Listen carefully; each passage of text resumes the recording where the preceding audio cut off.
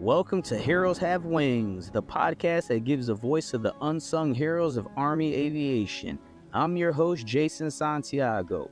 For the Army aviators, crew chiefs, and flight medics who put it all on the line in the heat of battle, this is their opportunity to share untold stories of courage, sacrifice, and unbreakable will. From their beginnings to the battlefield, you hear about their hardships, the moments of doubt, and how they overcame impossible odds to save lives. These warriors didn't just fight for survival, they put others above themselves, embodying the true spirit of heroism and selfless service. Ladies and gentlemen, welcome to Heroes Have Wings.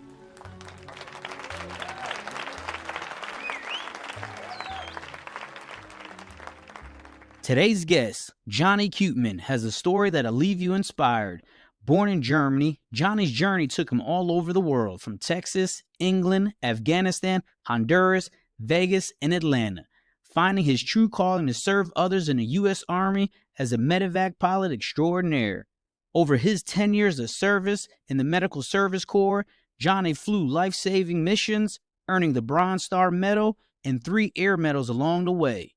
Now, as an airline pilot, he continues to serve others daily. But Johnny's not just about accolades. He's a leader who understands the value of service and sacrifice. Whether it's his belief in getting help to process the extraordinary experiences of military life or his commitment to a legacy of serving others, Johnny brings wisdom and resilience to everything he does. And oh, did I mention he's Batman? This is one episode you don't want to miss. Johnny Keutmann, welcome to Heroes Have Wings. Thanks, Jason. Good to be here. And for the record, I'm not saying I am Batman. I'm just saying no one's ever seen me in the same room as Batman. I like that. You got to keep up that suspicion going. That's right. Yeah. I love it. All right, man. Let's get it ready. Quick hits. Coffee, energy drinks. Both, preferably through an IV.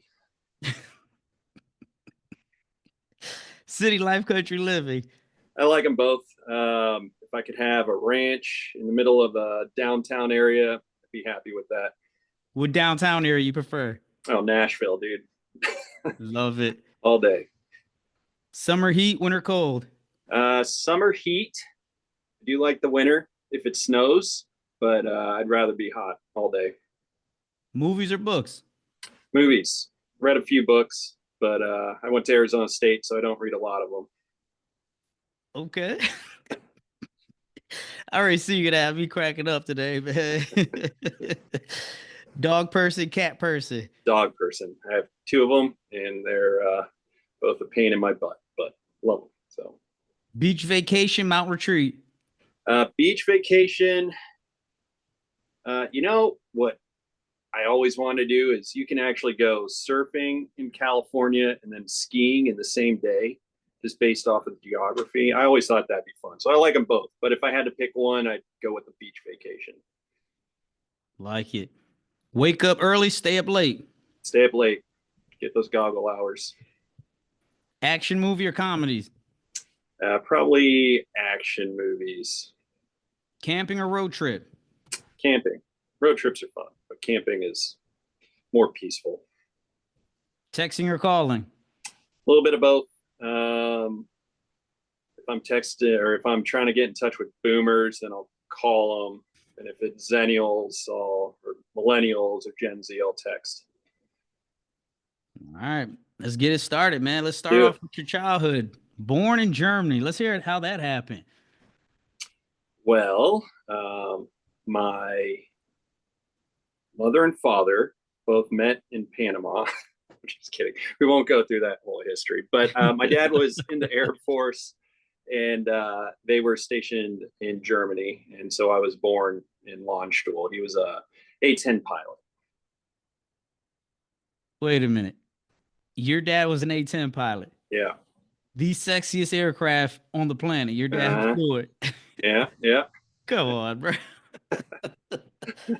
You know, I always wanted to leave the Army and go fly A-10s, man. Yeah, it's a cool airplane. So, I wish the Army would steal them from the Air Force, but it just hasn't happened.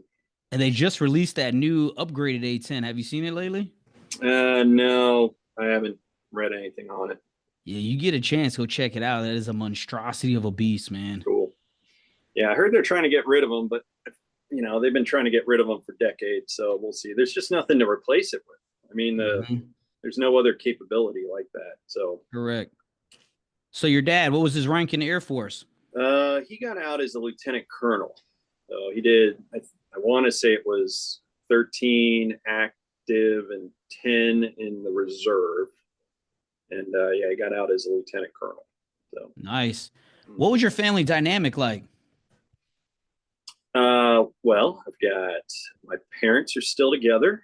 Nice. My dad was a pilot after he got out of the active duty Air Force, and then my mom was a flight attendant for 43 years. So we've always been kind of a flying family. They did meet in Panama before all the airline stuff. Everyone always asks if they met on an overnight, but they knew each other long before that. And then I have a younger brother who's in he was in the Air Force, and he was flying secret squirrel stuff for a long time with them. He flew C-130s for a while. And then now he's actually a pilot, just finished training a couple of weeks ago. So that's, and then honestly, I've got both of my sets of grandparents still, which is pretty wild. Yeah. Yeah, it's something I'd like to mention. Like, I'm 40 years old and I've got both sets of grandparents. That's pretty statistically, I think, rare. And both sets were both there for us, and we got to visit them a lot. Great grandfather was a colonel. I'm sorry, both grandfathers were colonels. So the military and flying all runs in the genes. Yeah, man. Your family, man. So you're third generation military? Yeah, that I know of. Yep. I know one of my great grandfathers was a firefighter. The other one was a police officer. So I think that's it. I think I'm missing one great grandfather. I can't remember what he did though, but I think it started with my grandparents in the military. So Yeah, that's awesome. Your family's heavy on aviation, man. That's yeah, pretty badass. yeah, yeah. I really didn't have a choice in the matter. So how did you, and we're gonna get to that, but I'm just gonna drop that seed. Don't answer that question, but just let it marinate. Why are you the only one that went to the army? But don't answer that yet. Don't answer I that. will. Okay. Okay. All right. So your dad being in the Air Force, your mom being an airline flight attendant. You guys obviously traveled a lot, correct? Yeah, yeah, yeah. We sure did.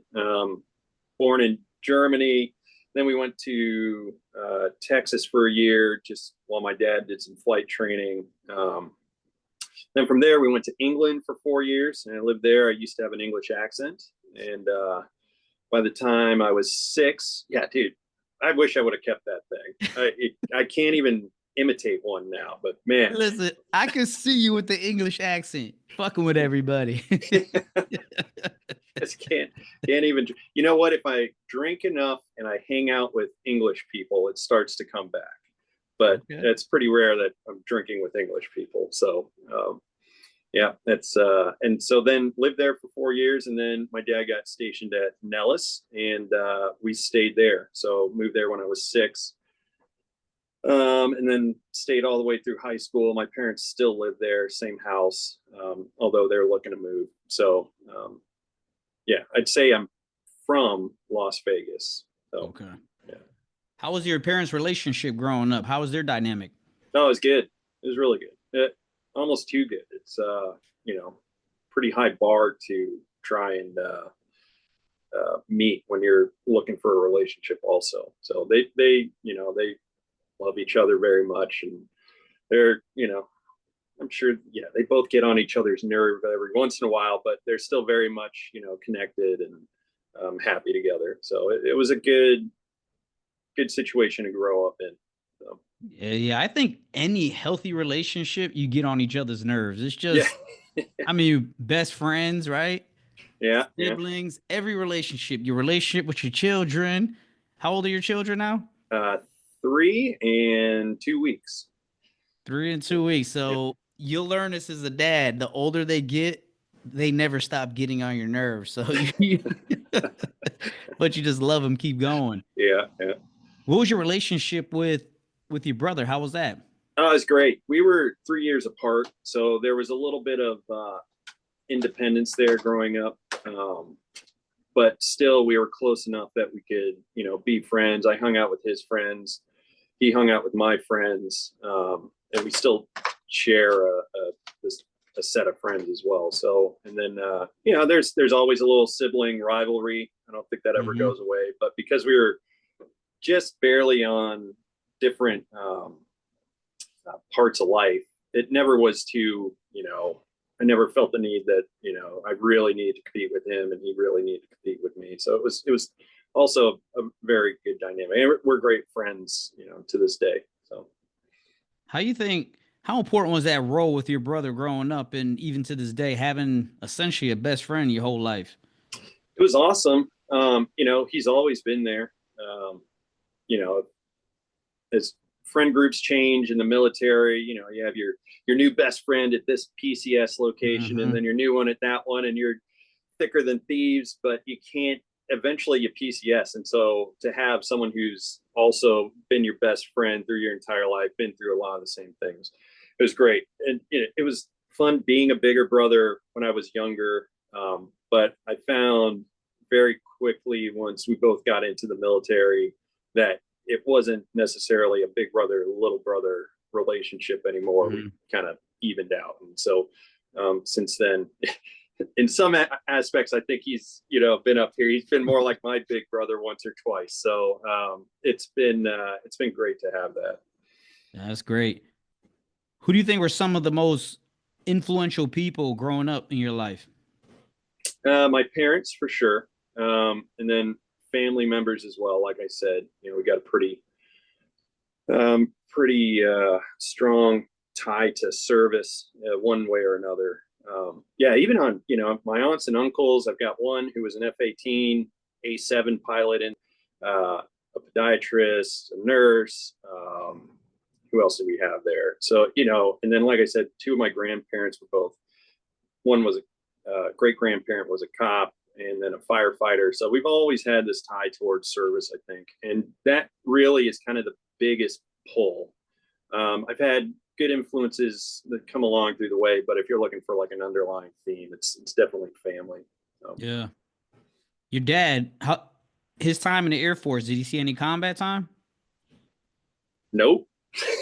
No, I always joke I got more combat time in my first week in Afghanistan than he did his entire career. I think he said he got 8 hours of combat time in Kuwait. And that was before the GWAT, and he deployed to. I don't want to mess it up, but it was either Kosovo or Bosnia.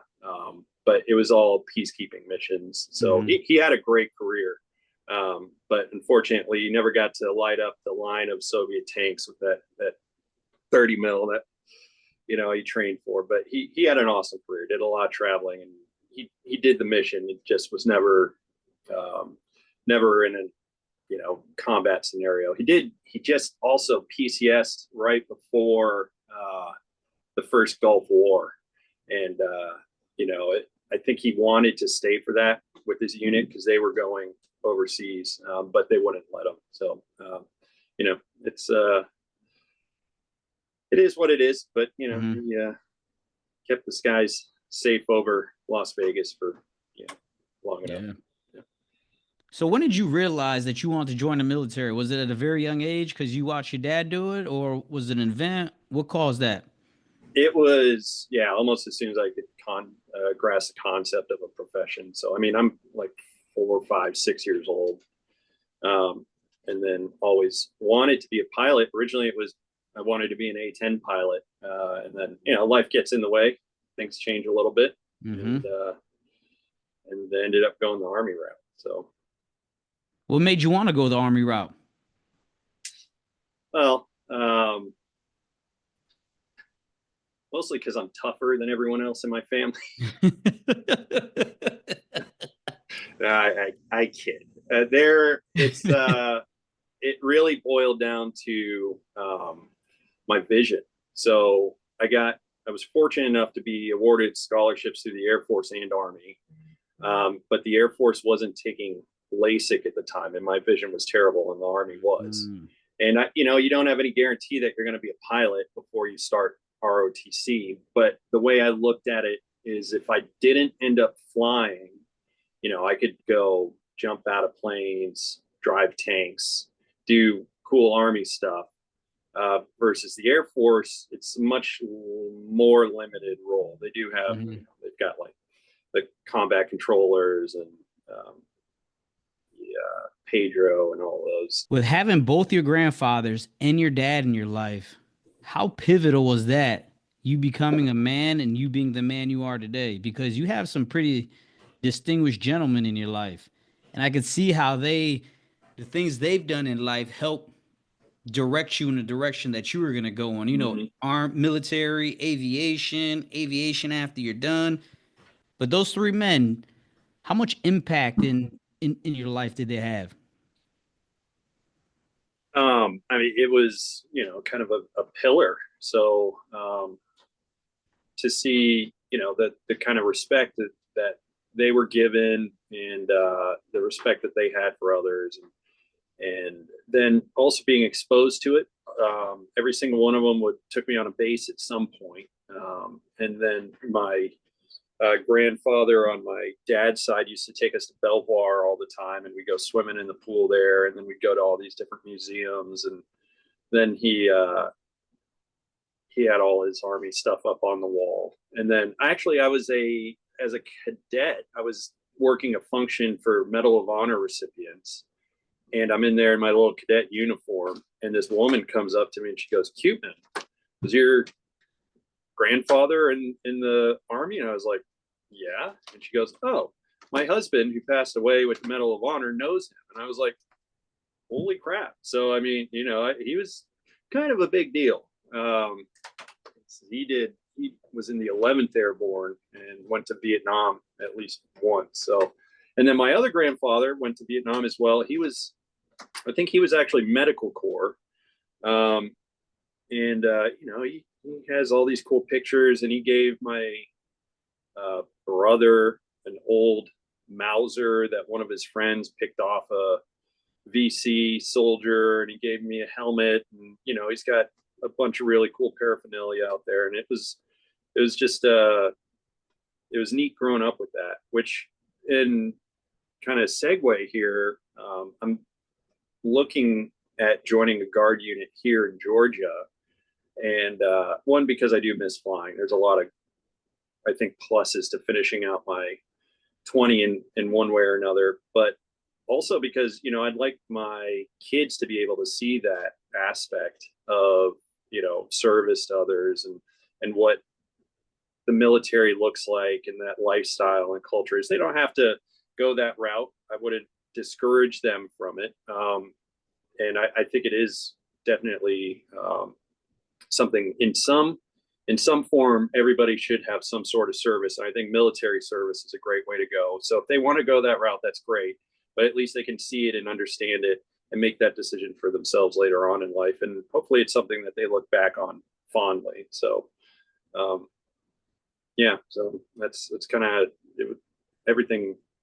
Family, once again, had a huge role in shaping who I became as a person. So, Watching your parents be together for so long, you said it earlier, it's hard to emulate that or replicate it, but how did that make you become, want to become a good husband, a good father? Because the men in your life did raise a pretty high standard for you. Yeah, it's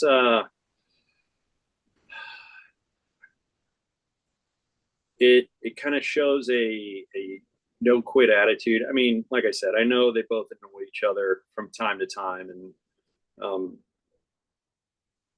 just how they work through that, and how there's never any second guessing that we've seen as kids of their relationship. So, even if they're not talking to each other for a few days and somebody's in the guest bed, XYZ, you never got the sense of, hey, they're about to get a divorce or give up on this situation. It's, hey, things are bad right now, but they're going to work through it and keep going.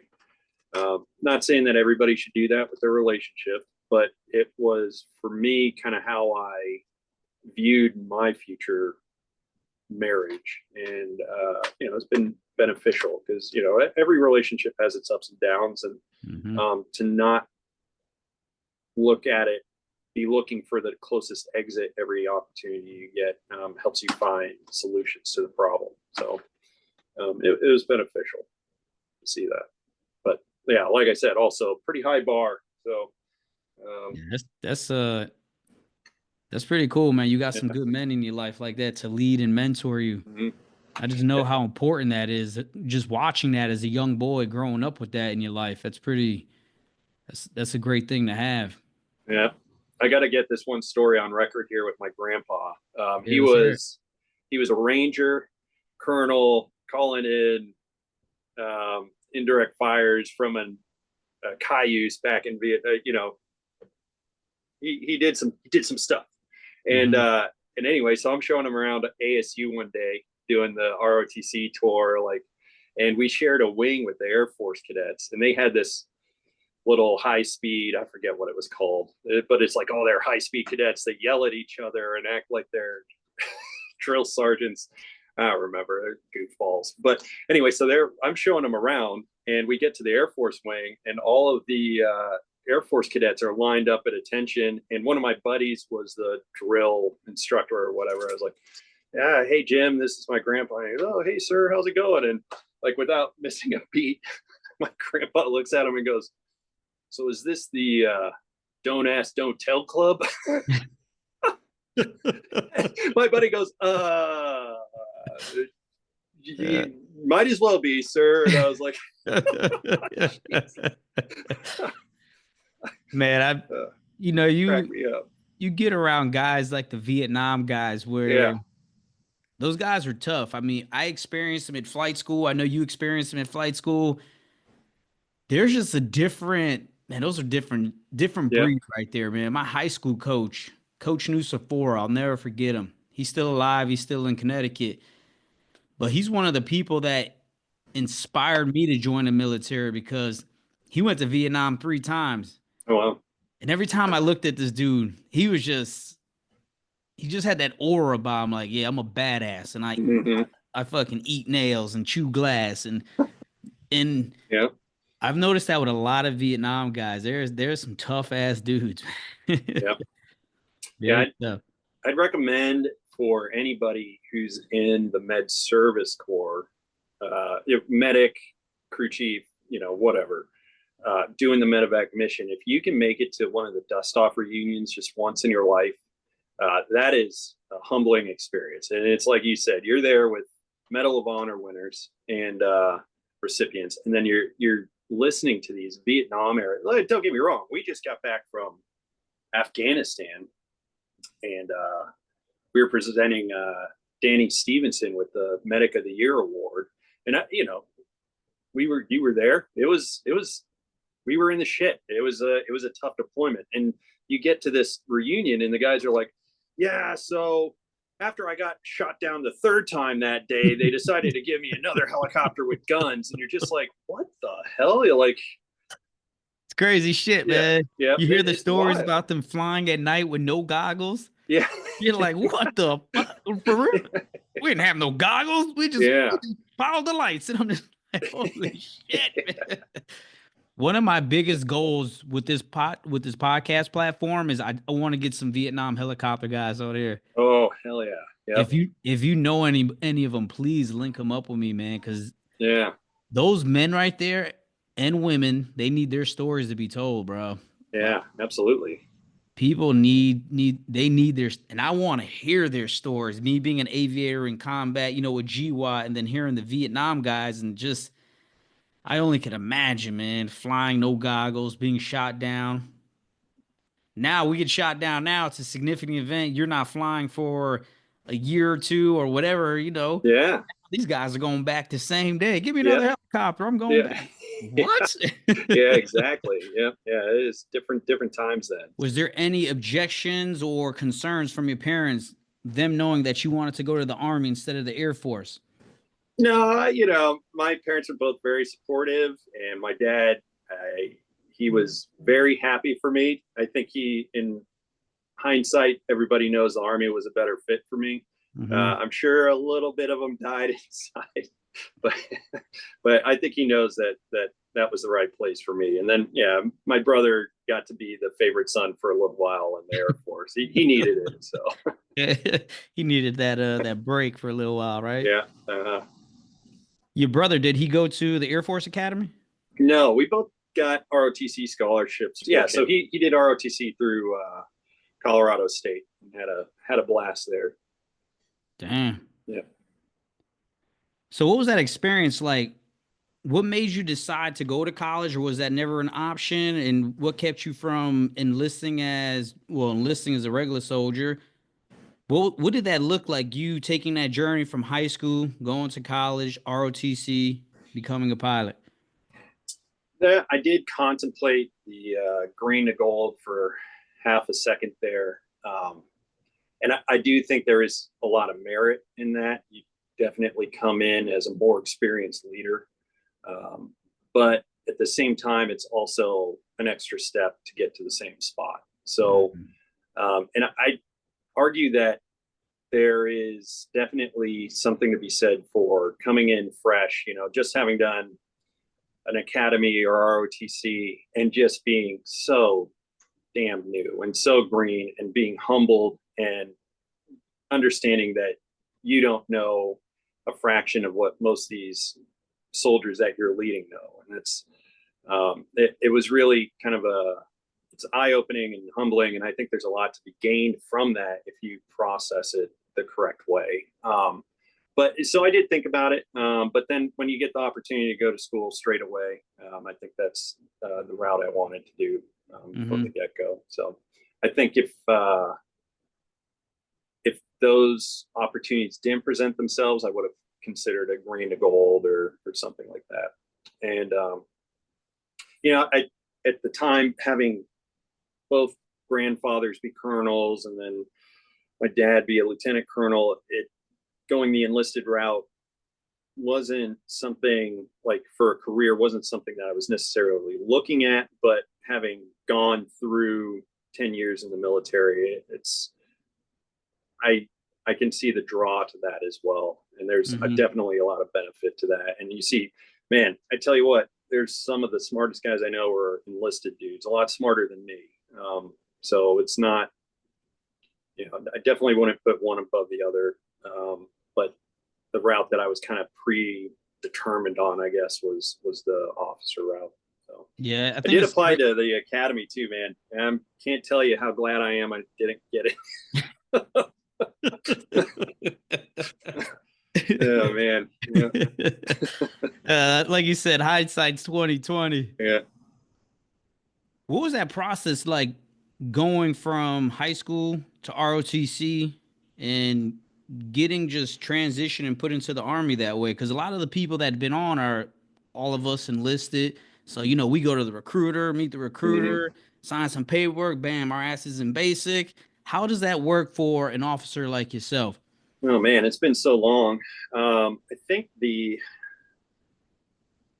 I want to say with the Army, it was you had to go to the specific school and apply for a scholarship. With the Air Force, I think it was more of a broad, hey, the Air Force is willing to give you a scholarship to the school that you're able to get in. Don't quote me on that, but that's how Mhm. I remember it. And so I essentially, if I remember right, I reached out to the schools that I was applying to, their ROTC programs. And then from there, they have you go up, they give you an interview, give you a tour of the campus and say, hey, this is why we think you'd be a great fit. This is, or not. But, and it was fairly seamless in that aspect. And they look at the standard stuff, grades, extracurriculars, leadership roles, stuff like that. So, it was. Eagle Scout, team captain at swim team, played a bunch of other sports that I was pretty mediocre at. And then and then my grades were decent. They were pretty good. Did some honors classes and a couple of leadership things here and there. So that's kind of what they looked at. And I think, like I said, I think I was a good fit for them. So that being said, once you got into college, the ROTC programs are great. You're kind of just LARPing for 4 years, playing Army, which is fun. But you don't have parents there to keep you straight when you go to a school like Arizona State, man. That teaches you a little bit of discipline because it is very easy to get distracted in that environment. So it was fun. The ROTC programs are good. They teach, the squad and platoon level stuff, the sergeant major eats sugar cookies and all the very basic things that are kind of beat into your head. And man, I tell you what, LTs get a rough time for land nav, but we did more land nav. Maybe it was just that ROTC program than, in one semester, and then I did my entire career in the Army. So yeah, they beat that stuff into you pretty hard. Not that we ever used a map and compass in the real Army anyways. They want to make sure you guys didn't get lost. Yeah, that's right. What was your equivalent to basic? They have like a summer camp essentially, and I want to say it's 3 weeks, but you're staying in barracks. You do field exercises that are, I don't remember how long they are, but you're out there in the field for a while. I remember, you're under a poncho, sleeping in the rain, doing kind of the Army thing, and it's not like basic where they're trying to break you down. You've got sergeants and captains and lieutenants there who are training you and making sure you're disciplined and all that, but it's very little screaming and yelling. It's, kind of like basic without the screaming and yelling. You shoot, you do land nav, you do obstacle courses, and if you're into that kind of thing, it's fun. So a lot of early mornings, and you're just hanging out with a bunch of other college kids doing the Army thing. It's really kind of a fun experience. So I enjoyed it, but it's kind of hard to compare it to basic. I wouldn't say it's the same or nearly as difficult. So, but that's the equivalent. And then once you commission, to make sure everybody's on the same page, you go through officer basic course. And that's really just kind of the same thing with LTs. So there wasn't a whole lot different there, except now you're all commissioned officers and they make sure you can do very, very basic Army stuff. At what point did you realize that you were going to do aviation? Or is it something you never even thought it was a choice? Because I know, how does that process work for you guys to get selected in your branches? It's based off of a OML, a merit list, and there's some strategery how they do it. So if it just was merit based, you'd have the top 15% of all cadets going aviation pretty much every time, with the smattering of others. But they don't want that. They want the talent distributed a little bit. So the way I remember it is like they break the OML up into percentages, and they'll say, okay, we're going to take the top 20% and they get 5 aviation slots, 10 infantry slots, et cetera, down. And then they start back over at the 21st percent. So that's kind of how they, and that's based off of how you do in ROTC, which, you're scored on all of that. And then how you do in school, your GPA as well.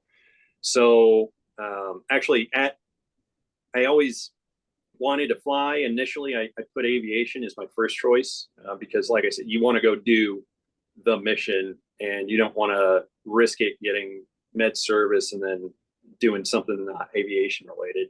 But then I put med service as my second choice. And I actually did that because at the, whatever they call it, the Warriors course, the college, summer camp, you're being evaluated by actual officers out there. And there was one MEDEVAC pilot who was evaluating all these cadets, and we screwed something up. I can't remember what it was, but it screwed up the sticks lane. And this guy just went off his rocker, man. And he's screaming and yelling and stomping, and he takes his clipboard and chucks it into the jungle. And you're just like, oh my God, this guy's fucking crazy. It's like, that dude is seeing some shit. And I was like, all right, if I'm going into the Army, I want to be in it. And every medevac pilot I've met is slightly insane, and that means they've been to the show. I was like, okay, let's, this isn't like the movies where the medic is the passive, I don't really like war. I'm here to, I'm actually protesting. I don't want to shoot, so I'm a medic. Like, that's not the way it is. The medevac guys are effing nuts. They're crazy. So, just that was kind of my first exposure to a medevac pilot. And then it just continued, that stereotype continued to propagate all the way through my career. So here I am. What was your most memorable time going through college, ROTC, BOLIC, before you get to your first duty station, that whole training cycle? And what was your most memorable moment and biggest takeaway? Man, I had a lot, and I probably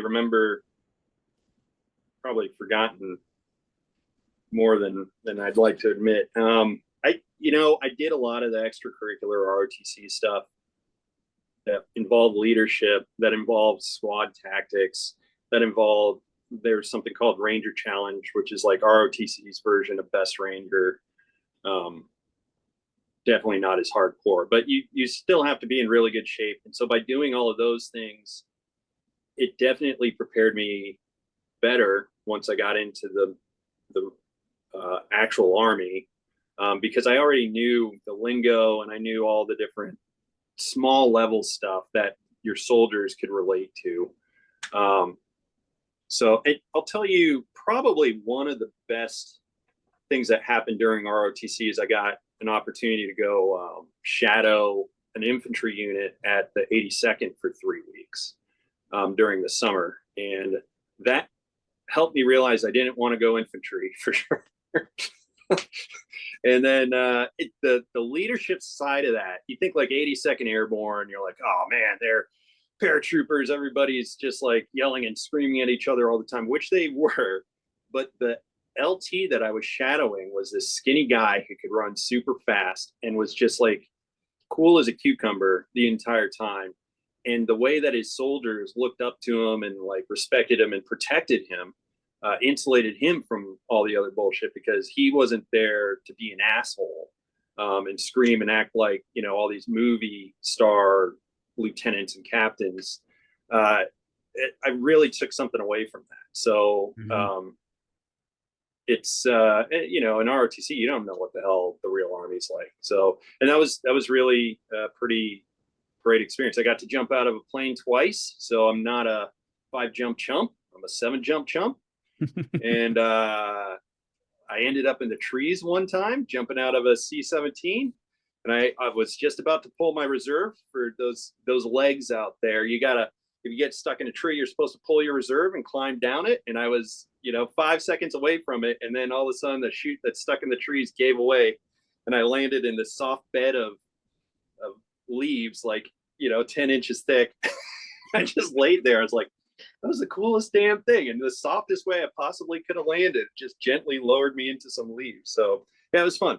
And then to take away from that, the ROTC extracurricular stuff that I did when I went to the 82nd, and I'm over there able to be in a fire team and do shoot houses and run with the guys, even though, man, I tell you what, those kids are in strangely good shape, but they respected that. And, it helped me learn a lot more from them because they had, some modicum of respect for me.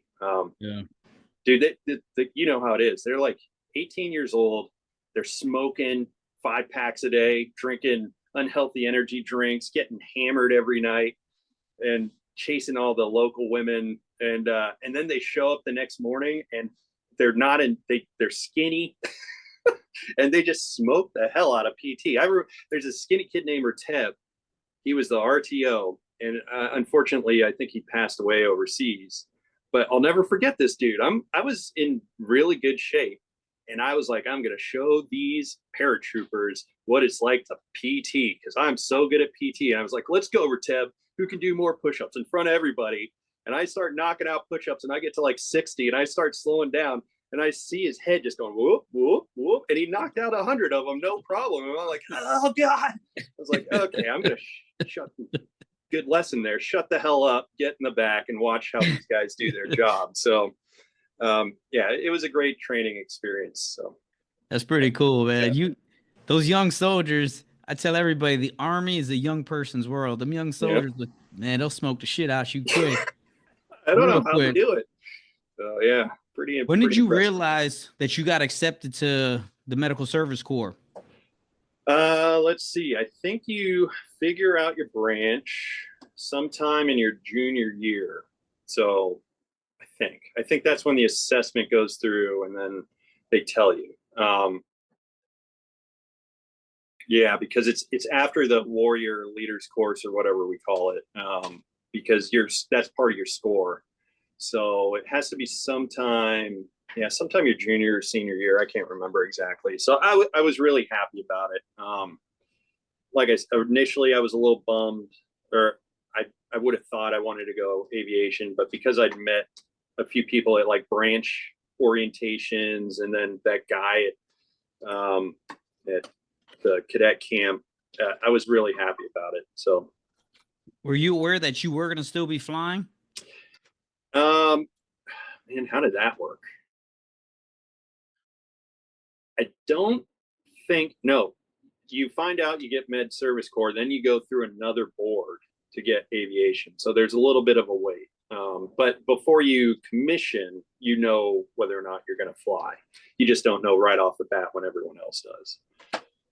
So how excited were you when you found out that you were going to be a pilot? Oh, I was ecstatic.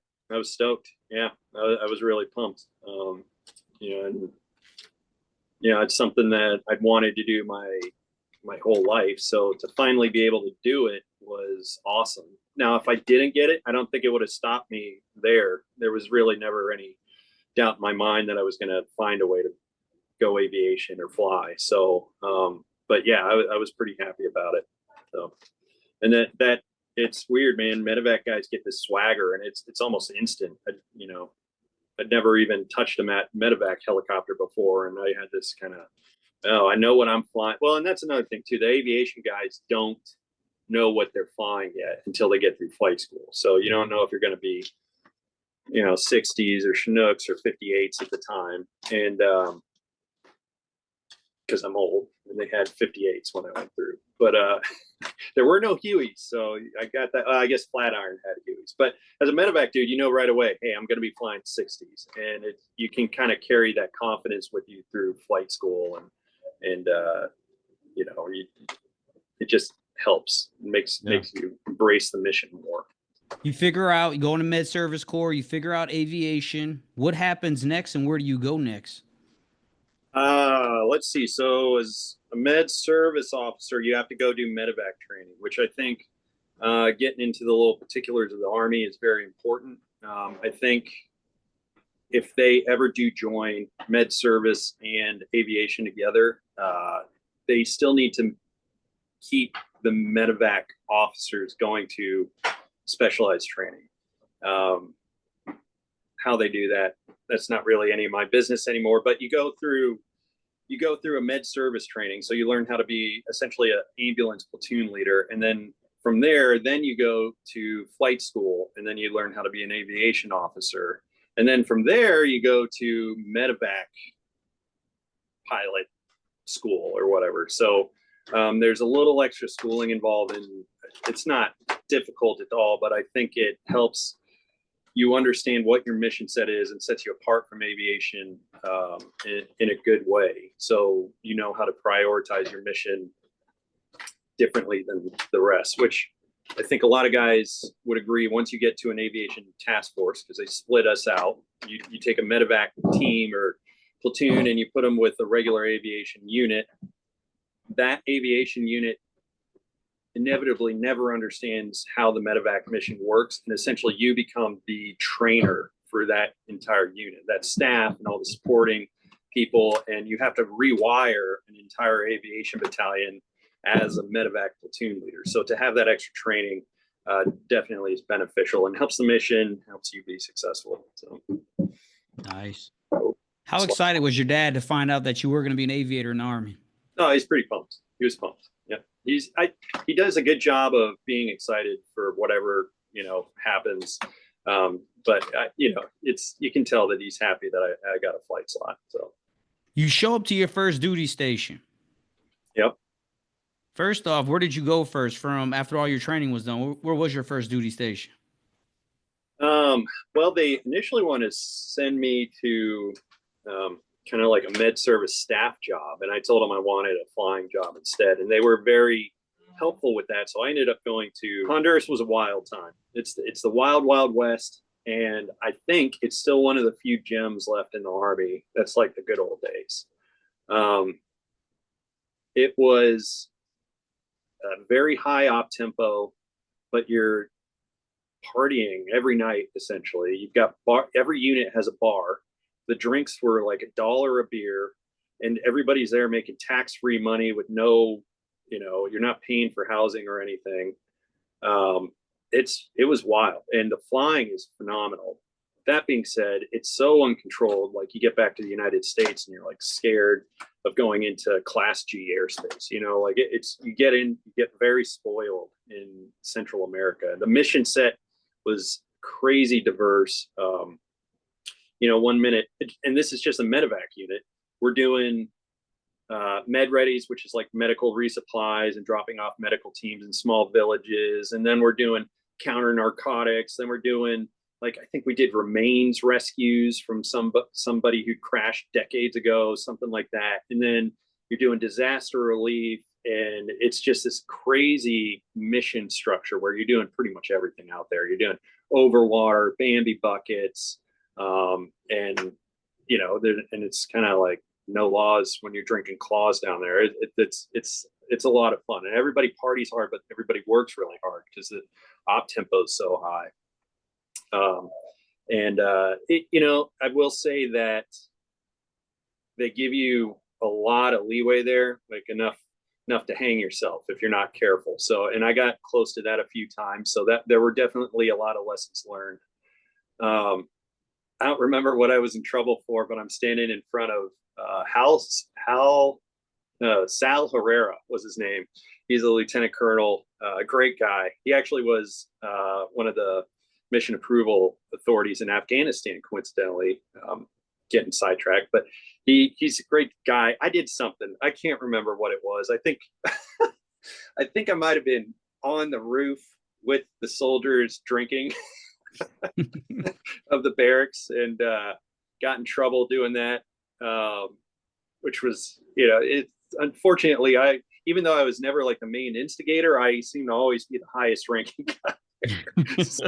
so I got talked to a few times, but I sat in front of Sal, and he goes, well, what do you have to say for yourself? And I was like, I've made a lot of mistakes, and I've used those mistakes to learn from them, and I continue to grow from that. And he goes, well, I don't think there's a much better answer, so just make sure it doesn't happen again. And it'll like kick me out of the office with a little counseling note or something. I was like, yeah, it was a great time. But how much flying did you do there? I think I got 250 hours, maybe something like that. So it's not quite, especially with medevac, you know how it goes. You're sitting standby a lot. Mm-hmm.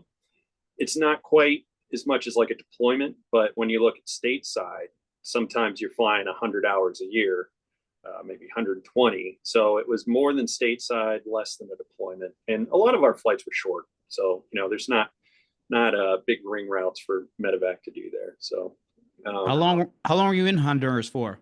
I was there for 14 months. It was a 12-month duty. At what point did you know where were you going next after Honduras? Well, then they tried to send me to another, I want to say it was a ground job in Germany. And, this was 2008. I left in 2009, and the war in Iraq and Afghanistan. It's been going on for 7 years now. And I was like, dude, that's the fight. That's where I want to be. So I wrote him back and I was like, I respectfully would like to deploy in a flying position. And that's, and once again, they worked with me. So, you know, I'm happy. It's kind of interesting. You know, even though I think I did a phenomenal job leading and flying in Honduras, if you look at it on paper, you know, here's this lieutenant who seemed to keep getting in trouble with the junior enlisted. And he rarely shows up for PT, and somebody somewhere saw something in me and said, hey, look, on paper, this isn't the best look, but this guy, he's got something. And he's, you know, whether it's his superiors, Colonel Herrera, my MEDEVAC commander, they saw the potential there. Even though if I wasn't quite meeting it yet, having somebody believe in you to have your back, they know, hey, this guy's got what it takes. He just needs a little extra training, or whatever you want to call it, professional development. And so Branch was able to make that decision for me and said, hey, let's send him to the 101st. You're deploying in, I want to say it was like 9 months or something like that. I had to get a waiver. They were like, hey, you don't have to deploy yet, but if you want to, you got to do a waiver. Like, sign me up. That's what I'm here for. So, and then I headed over to Fort Campbell. And that was, it's funny, I actually got promoted en route. So I went to the shopette, bought myself some captain rank, slapped it on, and showed up to the first day of the unit as a captain. I'll never forget, Major Davis is like, you're not supposed to be a captain. I was like, I am. And he goes, I was expecting a lieutenant. He's like, did you get a promotion ceremony? I was like, yeah, the PX. And he goes, don't ever do that again. And I was like, okay. Yes, sir. Do you think those little things, the things you mentioned in Honduras, do you think those things negatively impacted your career in the future? I don't think so. As a matter of fact, I'd say they strengthened it. So I think it's just undervalued how important it is to have the respect of those you're leading. And it's not, getting drunk, tackling banana trees isn't necessarily going to get you respect, but it's going to put you on the level of those people you're leading and say, hey, this guy is a person. He appreciates us. And he's there for us because even though he isn't prior service, he's one of us. And so you'll see, and this probably isn't necessarily going to translate into your evaluations, you'll see that those people will work a lot harder for you to get the mission done. And, whether or not you get credit for that, who cares? In my opinion, that's not, a lot of people want the credit, but as long as the job gets done and it looks like, it's Sergeant Snuffy doing his job well, even though it might be because of your relationship, who cares? As long as the job gets done. So while there are limits to that, I think, and you do have to be able to, I want to caveat that with saying you cannot ever let them lose sight of the leadership aspect. If you're going to go get drunk with your boys, they are coming in on Monday and they're calling you sir and Lieutenant Keutmann. They're not like, hey bro, what's up? Because once that erodes, and so it is very fine line. So you have to be careful if you're doing that. It's a very nuanced position to take. But if you're able to do that, I think you are going to get more out of your soldiers and ultimately help the mission. If you go too far, you get in trouble and it follows you outside the base, then, it could have impacts on your career. I know there were some lieutenants, a lot of lieutenants actually, the lieutenant before me and after me both got in trouble where it followed them at least to some extent. And I think that was less because I think intent was a little different there. I don't want to speak for them or their situation, but you got to be careful because perception is reality. And so if you are allowing your leadership to perceive it other than, hey, John likes to go drink with the junior enlisted and have fun, versus, hey, John is manipulating the junior enlisted to do what he wants, or is favoring these people versus these people, then it's going to be perceived as a problem and handled as such. So, and I really I pushed the limits on that in Honduras. Fortunately, it wasn't overstepped, but it's nuanced. But if you can walk the line, I think you're going to get better results out of your soldiers. You just have to know where that line is. And I think I was experimenting with that in Hondo. So, looking back, would you do anything different?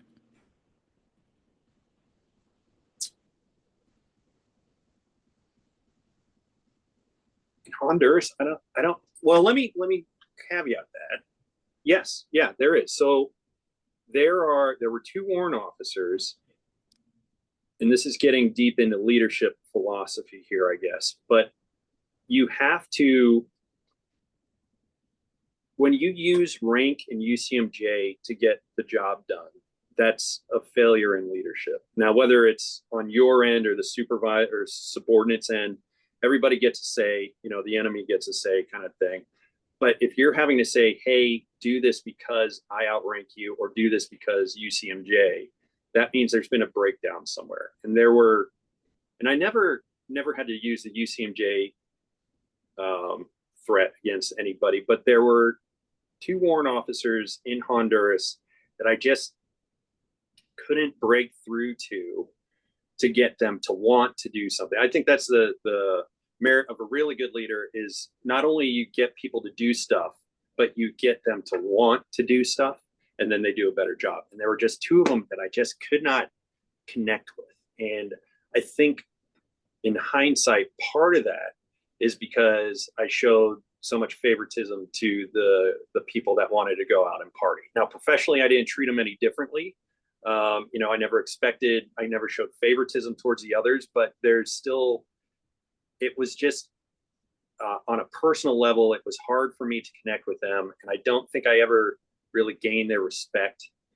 Or if I did have it, I lost it in a sense because I didn't show up to PT or whatever.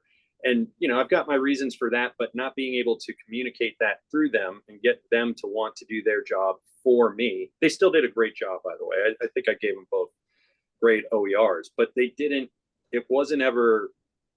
didn't feel that. It felt more like a dick measuring contest to me. And I just, that rubs me the wrong way. That's not the kind of leader I wanted to be. And I think in hindsight, I would try to change that, whether it was be more present for them, find a different way to communicate with them and understand, empathize with them, whatever the case may be. Just so it's better for them, and it's better for me. And I know they're both good dudes because one of them was a Secret Service agent beforehand, and the other guy went to serve from what I gather, a great career at the 160th. So it's not saying that there wasn't, it's not a two-way street and I'm solely responsible, but they're good dudes. And, that means that there's somebody out there who was able to motivate them and not have these personality issues, conflicts. And so I carry that with me. And, I wish it would have been different, but once again, you kind of learn from it. So, realistically though, let me ask you this. You being in the Army for 10 years, me being in the Army for 15 plus years, do you think there's favoritism in the Army? And let me just give you an example. Okay. You got the warrant officers that do go to the battalion ball or do all the extracurricular activities. And then you may have that one or two warrant officer that just may not go because, hey, they may have childcare, whatever the case, no one knows. They just don't show up. Yeah. Do you think there's favoritism? Absolutely. Yeah. I think, I hate to say it because I do have a lot of friends that are still in, but I also have a lot of friends that shouldn't be in that are still in. And you kind of look at them, you're like, how are you? And they're doing fairly well in their careers. And just like, this is above your ability here. But I think a lot of it has to do with how you play the game. And you'll see that the higher you go. And I'm sure that's with any organization, it gets thinner at the top. And that's overall in my career, one of my things that I would change is that I had a hard time with leadership, just trying to be able to make leadership know that I wanted to do. We'll just say I was difficult with some of the leaders that I had, and it's because I had my convictions, and it was a difference of opinion, difference of style, whatever it was, and it kind of the same thing with those warrant officers. To not be able to bridge that created this extra friction between myself and the leadership that just made the job more difficult. And at the end of the day, like those warrant officers with their evaluations and my evaluations, you can check the box, say, hey, John did this, this, this, and this. Those are phenomenal things. We're going to send him on his way with a good evaluation. But does it leave me with a sour taste in my mouth? Yeah, like, dude, that was so difficult. It didn't need to be that way. And that is on part, my fault in not being able to understand and manage that personality. I think some people are very good at that. And because they're very good at that, it doesn't matter necessarily if they check the box. The leader says, God, it was really easy to manage that guy. And he said yes every time I wanted.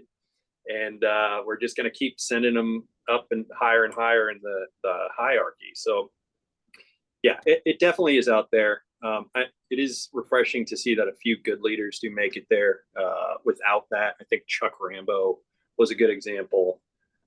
He was my task force commander. Originally, we were tasked to the air assault battalion, like we were talking about earlier, and there was some guy from a swoopy unit, that didn't have a name, that was a leader. He came over to lead this unit, and then he got called back. And we're like, I was pumped. I was like, hell yeah, we're going to learn how to, jump out of helicopters with parachutes and shoot people in the face. And we're going to clear buildings and, all this goofy Jason Bourne shit.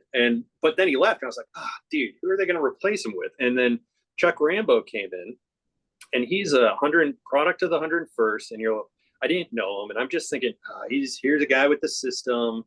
He's going to be there with his high and tight. And he's going to just be all super hua air assault. And he was the best leader I had in the Army. And I had a lot of good leaders. I had some bad ones, but I had a lot of good ones. And there's Chuck Rambo, and he was there for me the entire time. He always helped me out. He helped the mission out, helped the soldiers out, showed that he cared. Very easy to talk to. And so and then he went on to get promoted to colonel. And so to see someone like that, who's there for their soldiers, who can get drunk with them, to be frank, and still command their respect the next day and support the mission and get the job done, and see them rise through the ranks. There gives you a little sliver of hope.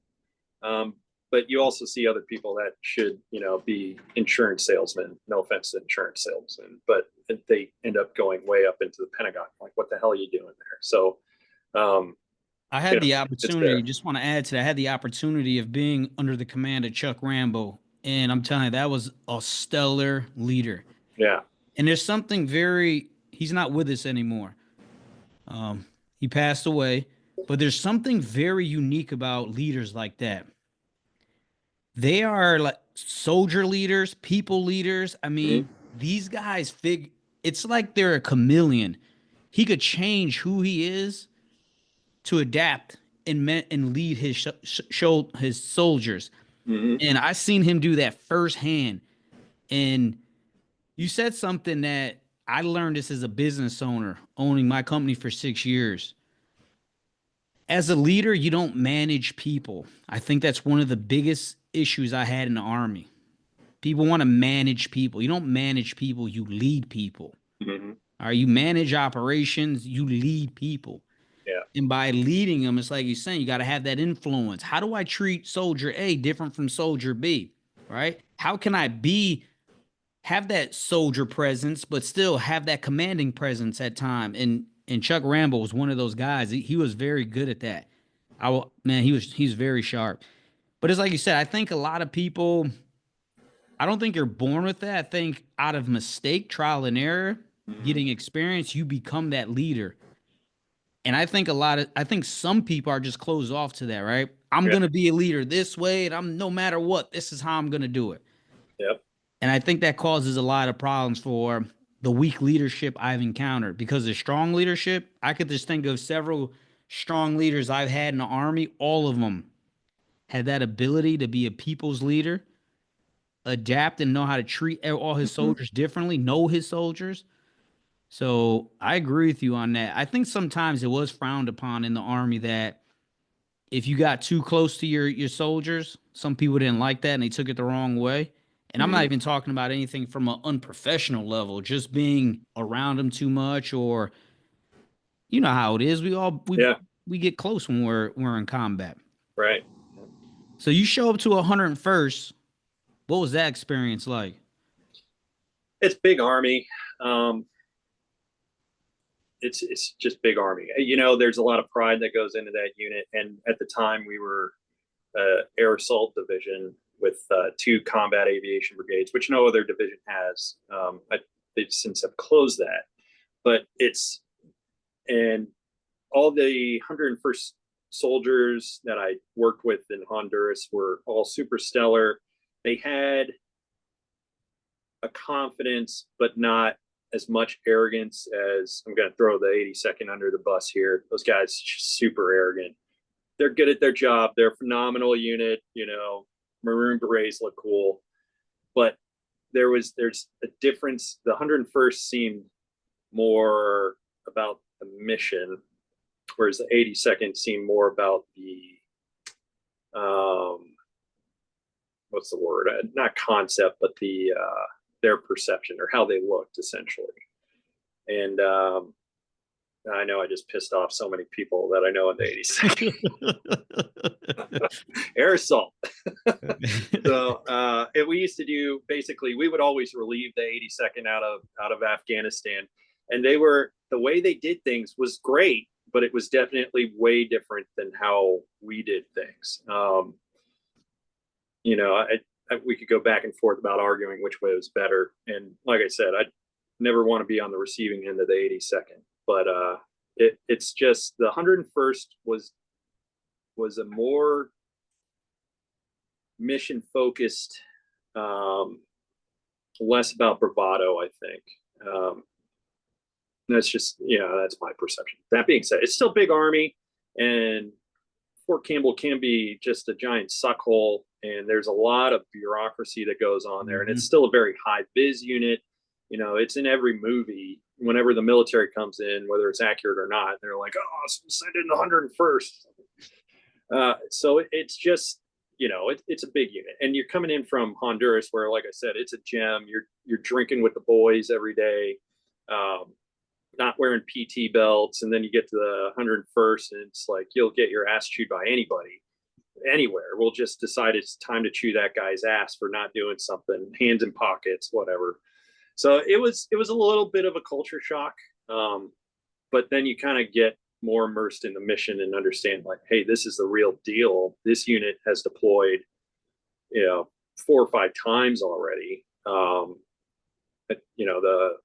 Charlie 6101 had deployed. Mac went over this, but they were in Korea. Then they did 1 or 2 deployments after that.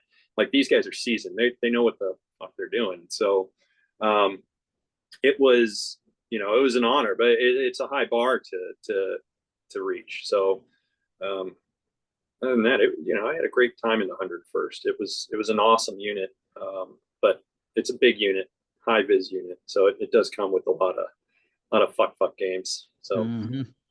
How soon did you deploy when you arrived to Fort Campbell? yeah, it was like 9 months, man. It was quick and dirty. I got progressed really fast. Fortunately, the timing worked out well. And I got to see how the 101st flies, and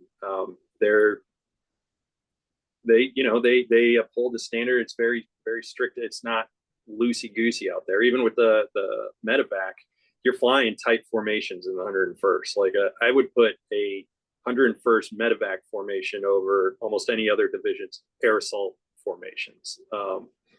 And time on target, all that stuff. So you got trained up quick, got thrown into the fire with, your platoon. It was an interesting dynamic because the platoon I was with was led by a captain and I was a captain. So even though I'd never had any sort of struggle with who was in charge, it was always the platoon leader. That allowed us to become very close friends very quickly. So he and I are still good friends. And I learned a lot from him on the combat side of MEDEVAC, which is very different because we had, I want to say it was a 30-minute launch time in Hondo, and it was 15 minutes for a combat environment. And learning how to do that, manipulate the talk, the ops center, and get your things done. And I remember, John, we are in a training scenario. It's in the and we're all in the simulators, and they're all tied up. I forgot, AVCAT, I think. And something happened where they wouldn't let us launch in time. And I'm John's co-pilot, and he shoots the AVCAT. And I'm like, oh shit. And then I was like, where's he going? So I like rip my helmet off and I follow him. And I'm probably 20 paces behind him. Like, where's he? He's just steam's coming out of his ears. And he goes into the ops center and finds the major and just starts reaming the major. What the fuck are you doing? This is bullshit. There's people dying out there. And this is the AVCAT. And it goes back to the guy chucking the clipboard into the jungle. Like, they're all nuts. And he just like, and I had to go in and like, John, hey, got you, buddy. And like pulled him back outside. I was like, yeah, that was real stupid, wasn't it? And he's like, yeah, I just can't believe it. And it was like, okay, let's take it down a notch. And sure enough, the major came out and he apologized to John. He was like, yeah, you're right. We screwed that up. We should have done better. He's like, maybe use a little more tact next time, but we'll make this change happen. I was like, holy crap. So, and to take that kind of tenacity into your leadership, it was eye-opening. It was great. It was very empowering. And you kind of understand where MEDEVAC falls in the realm of priorities. It's awesome. The quick deployment story. We're downrange. We're staying on a special forces fob because it worked out with the positioning of the helicopters. Before you get there, John, let's talk about showing up to that deployment first. Yeah, it was. It was good, man. Honestly, I learned a lot. Things are mission driven. It's funny how much still you have to deal with bureaucratic BS in combat, but still you shed a lot of it. Mm-hmm. And I had a friend of mine flew the Chinook. I was ADVON, so the advanced party, and I flew. So I set up I was the first one to meet the 82nd to get the ball rolling there. And my friend from flight school flew me into the FOB. It was awesome. Where was this at in Afghanistan? This was in Tarankout. So RC South, very kinetic. I think RC South and RC East were the most kinetic at the time. What year? This was 2010. Yeah, 2010. So it was right when the surge was happening. And it was, RC South was more of a NATO mission, which is dynamically very different than just a US-led mission in RCE. So you do a lot more partner force kind of stuff over there. And the rules were a little different, but still very, very kinetic deployment. Down in Kandahar, they had more of like they were getting rockets and shot at all the time, more similar to what we had in Shank for our second deployment. But while it did happen up in Tarankout, we had a very diverse mission set where we were doing mountain hoists and we're picking up Afghans here and Australians there and French here, and just a very wide range of missions that we were doing there, which was really, and like I said, we were on a special forces compound. So we, even though we weren't tasked to them, we were in their pocket, doing little things here and there for them and kind of getting embraced into their culture. So that was fun. It was a good time. But How yeah, did all you? those dudes are on roids. All of them are huge. They're all huge. Performance enhancing combat drugs. And I'll never forget, we were in this little chow hall with a bunch of special forces dudes, and our medevac radios go off. We all drop our trays, and it's this very narrow corridor, one body width wide to get out. And there's this big, roided, bearded, tattoos everywhere dude in my way. And I looked him in the eyes, and I leaned a shoulder and chucked him into the wall. And he goes into the wall, and he looks at me and goes, "Oh shit, sorry," and got out of the way. I was like, dude, that was awesome. You just kind of get like, because he knew what was happening. He knew that it was a medevac mission, and that's the priority, is to finish that story. So you just understand, like, holy shit, any other guy does that, that guy's going to rip his head off. But because this was the medevac crew, I hockey checked him into the side of the wall there, and he apologized to me. It was something else. So yeah. Yeah, I never understood how the SF guys, the SEALs, all these dudes are just yoked, man. Just humongous human beings. Yeah. I'm like, bro, where are they producing you guys? This is ridiculous. Yeah, that guy's name was Ox. Big red beard. His traps went from his ears to the edge of his shoulders. He's a big dude. What was your first impression when you got to Kandahar? Because this is your first deployment. It was like another planet. I think we flew in at night, if I remember, and that's a whole thing, going in on C-17s. I remember you fly over on the contract airplanes, and you've got your M4 and M9 on your tray table of a 767, which is weird. Then you go to Manas, and that's a strange place, because that's like, I forget who runs that place, the Air Force, but they've got beers and back massages and all this weird stuff. And then you get to Kandahar, and it's like you landed on Tatooine or something. It's like the sky is pink. There's sand everywhere. The place we were staying was right next to the poo pond, which I think has been mentioned in a couple of your podcasts already. Like this giant pond of nothing but sewage, open air, smelling up the whole damn base. Alarms are going off. Shit, man. I think one of the guys I was on Advon with ended up crashing and dying like a week later. He was a major. It's just a wild transition. You're like, oh shit, this is the show. So it was pretty. It was pretty intense. It hopped you up real quick. Like you always knew where your magazine was in case you need to load up real quick. But then there's also there's Afghans and all these Europeans everywhere. But then, so you're in the middle of a war zone, and there's a Burger King and a Starbucks right there, and like a TGI Fridays, and like it's a bizarre. Kandahar was a bizarre place. Just very, very, kind of conflicting, weird spot. So, so you went from Kandahar. How long were you on Kandahar before you got to Tarankout? I want to say it was about a week. We did. I think the way they set it up was you did your AO your flight training in Kandahar. So they have to teach you how to do dust landings and teach you about all the dangerous spots and the ranges and what all the different RASs and stuff are. So you do that, and then you go out to your forward deployed spot. So it was probably I want to say it was about 2 weeks. It didn't take too long because they were pretty quick to get us fired up so they could get out. But yeah, so you kind of got used to the Kandahar life. When you get to Tarankout, were you a platoon leader or were you just a part of the platoon? No, I was I think technically for that one, we were a detachment. I guess we were detachments the whole time. But so I was the detachment XO, which is essentially just the assistant platoon leader.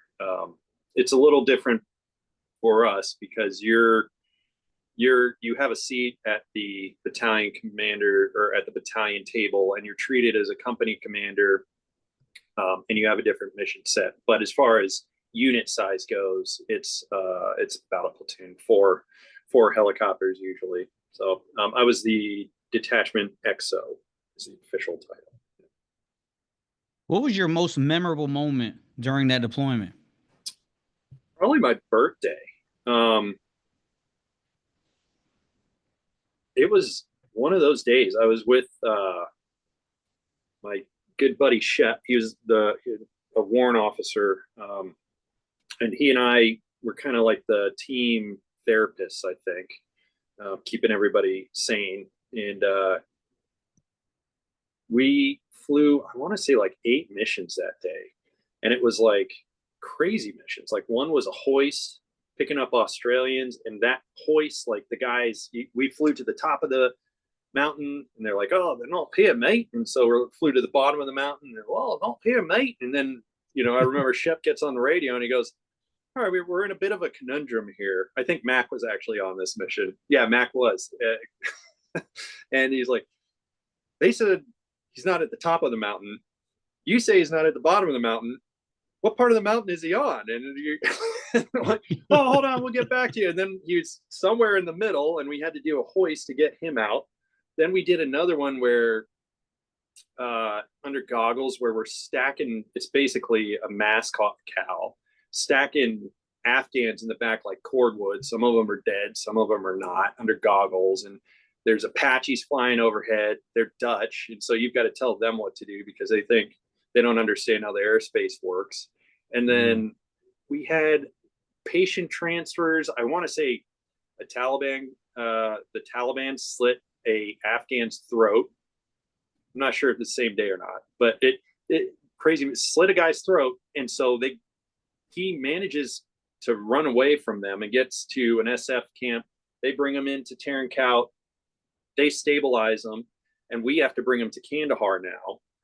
And en route, he starts coding. He starts dying. And so I'm yelling at our medic, Markham, and I'm like, "Dude, is he dying or not?" He's like, "Yeah, he's dying." I was like, "Should we turn around?" And he's like, "I don't know, sir." I'm like, "You're in charge, Markham."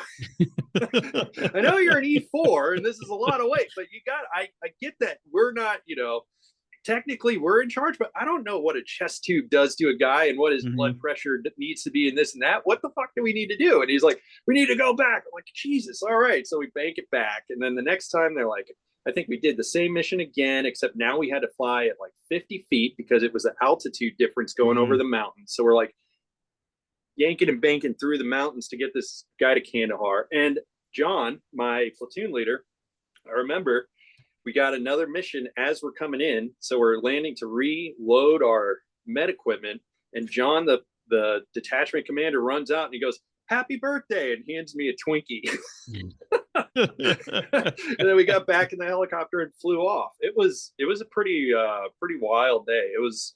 You had days like that. Then you had like weeks where just not a whole lot would happen. So it's kind of the ebb and flow of medevac, I guess. What was your biggest takeaway during that deployment? Learn from a leader standpoint, soldier standpoint, pilot standpoint. What was your biggest takeaway?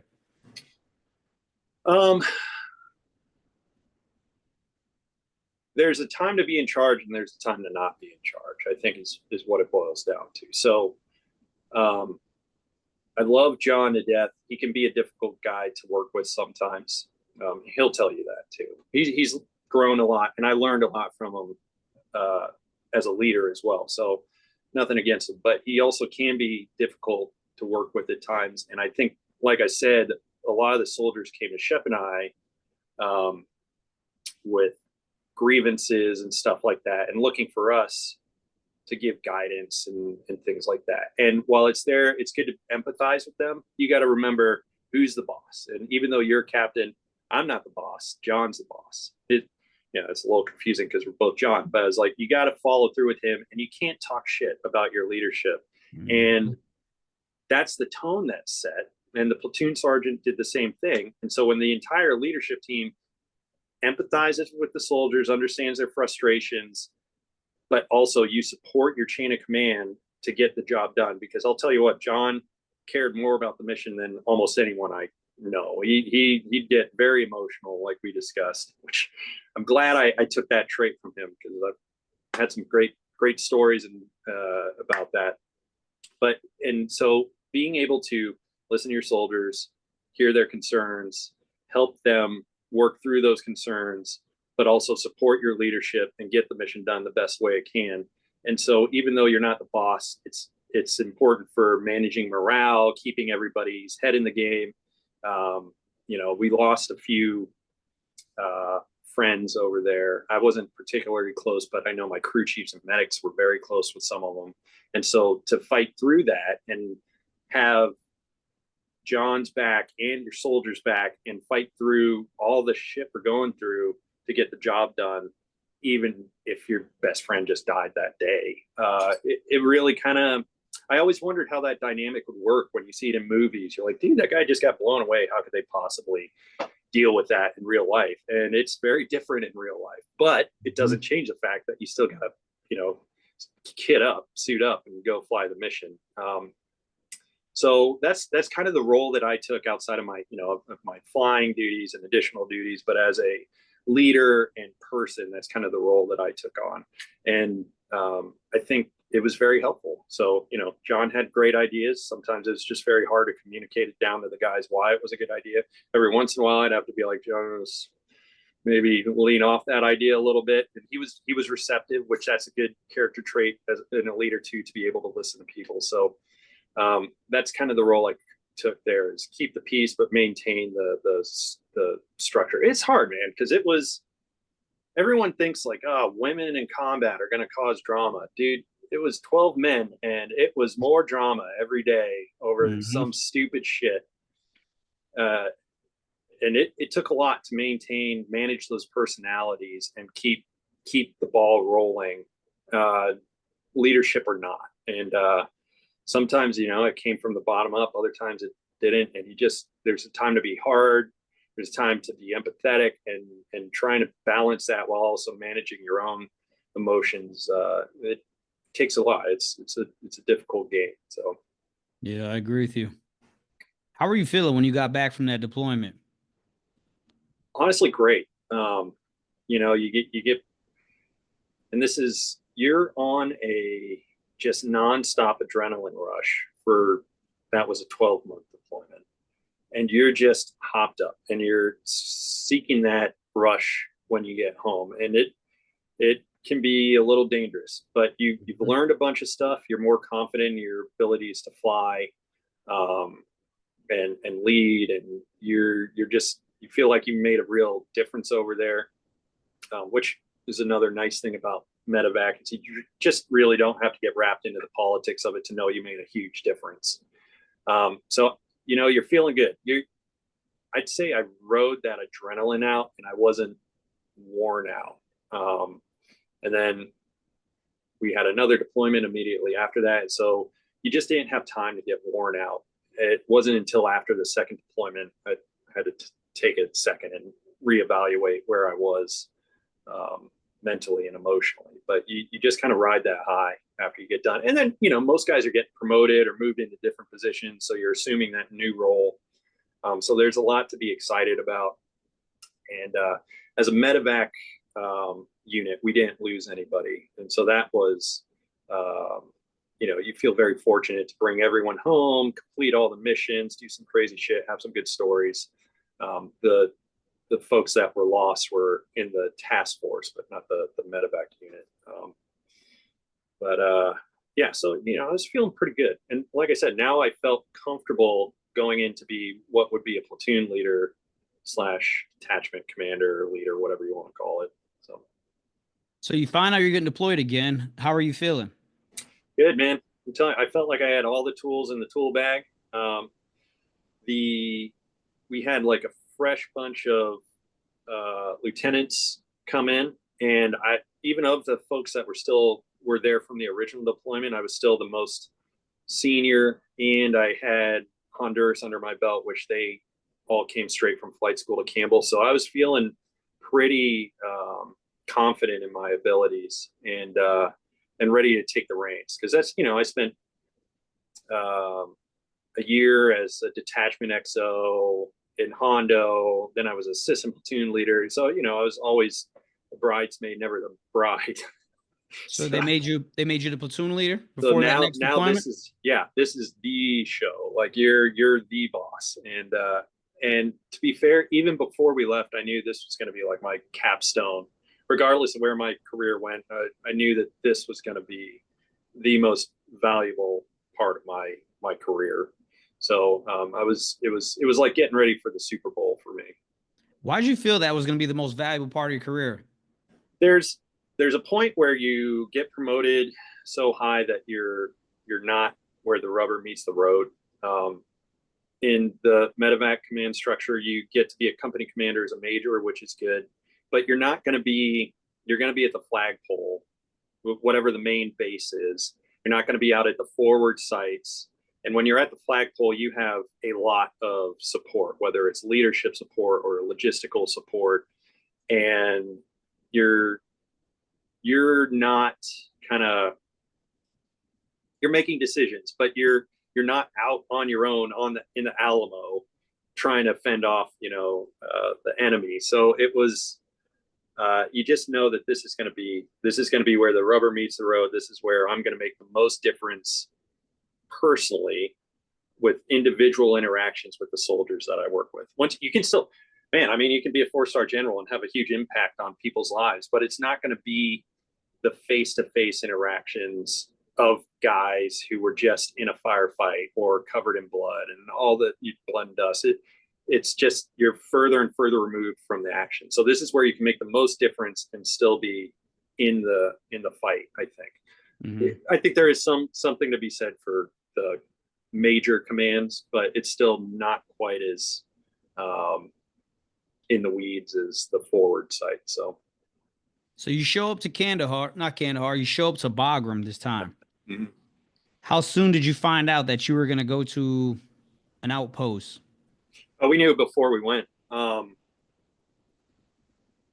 remember Major Chung at the time called me in and he's like, hey, I want you to be my XO. And as we discussed, I was kind of the senior guy, had the experience, and it kind of made sense. But I told him, I respectfully don't want to be your XO. Which is a hard thing to do. Like I said, mm-hmm. Tact was not always my strength, but I was like, look, I've been training my, whole career up to this point to lead soldiers in combat. I have already developed this rapport with First Platoon. I want to go where the most dangerous mission is. And at first I thought it was going to be Jalalabad, which historically was very dangerous, but he listened to what I said, understood my concerns, and made it happen. And so he kept me on, and I knew I was going to Shank from the get-go. And it was the show. It was the dance. I remember we did a VTC with the 82nd. They were over there in the fight, and Danny Stevenson, who's my platoon sergeant, he was like, I could tell you who the MEDEVAC platoon leader was. I was like, oh yeah? He's like, it's that guy right there. And then sure enough, they introduced him. His name's Ellington. And I was like, how'd you know that? And he goes, because he's twitching. He's tweaking out over there. It's like, oh yeah, crazy MEDEVAC guy. All right, that makes sense. So, mm-hmm. Yep. So yeah, Shank ended up being a hell of a deployment. So so we knew before we even shipped out, we knew before we even did the training centers, you have to do your training centers before deployments, like out in Colorado, that we were going to be at Shank. So it was great to be able to train up to that before mm-hmm. we even got there. What did you notice immediately with the differences from Tarankout to Shank? It was much more U.S. centric, way less partner forces over there, and that does change things.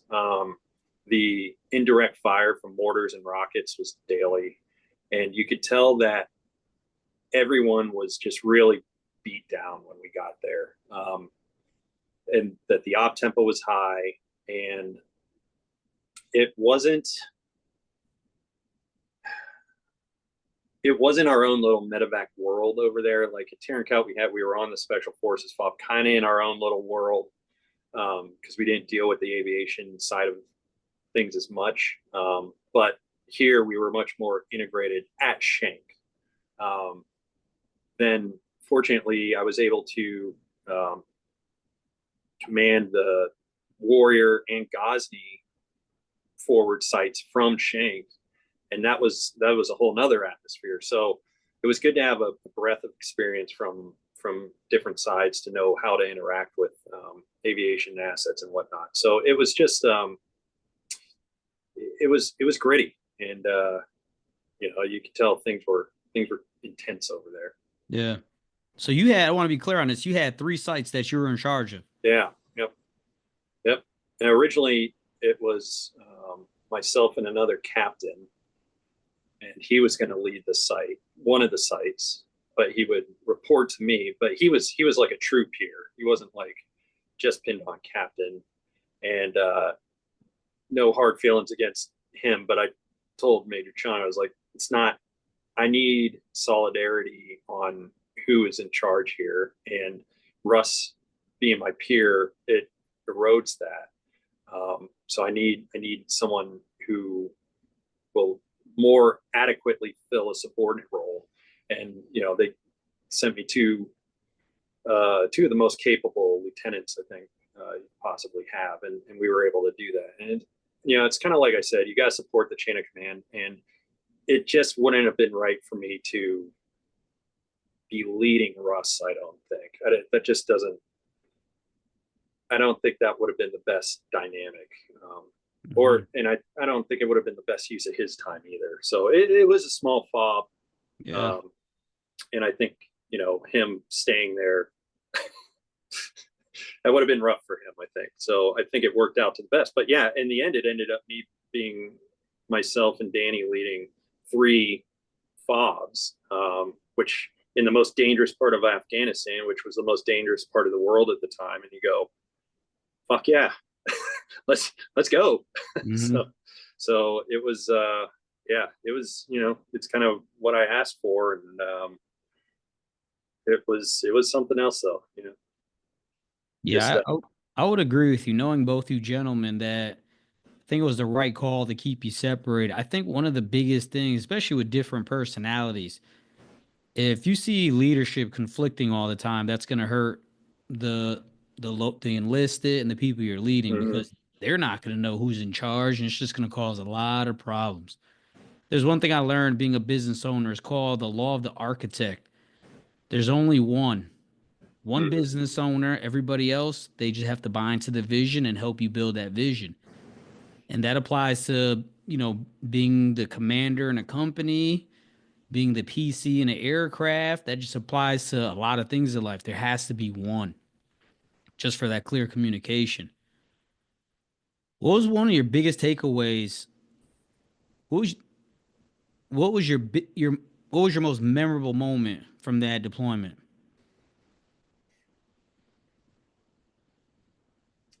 There's a lot.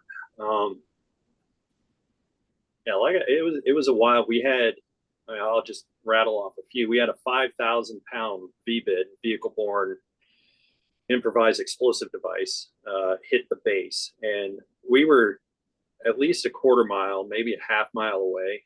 But 5,000 pounds is a lot. And I thought a mortar had hit the tent I was in, and I'll never forget waking up and the dust was just it was levitating in front of me, and I was like, this is so weird. And you think the shock wave from that blast created all this dust to just float in the air before we realized what happened.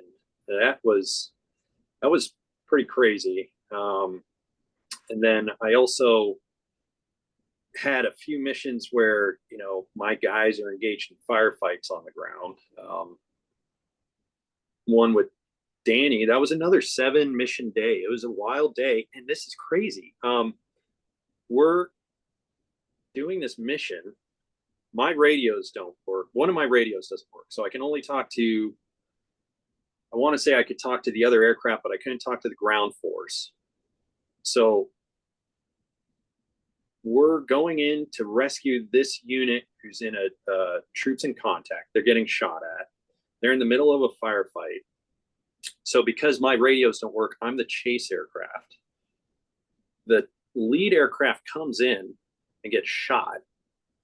Small arms fire. Nobody got hit, but they got hit by small arms fire.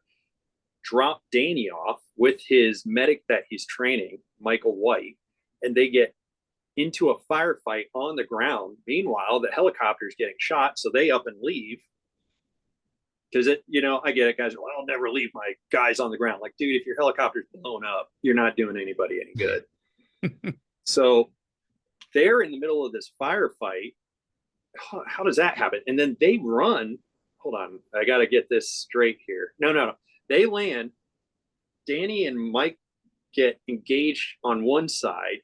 So they start shooting at these dudes, and they're bounding like you teach in basic training, right? David Bowering has the footage of this because he had helmet cams for the guys, and so they're shooting at these guys.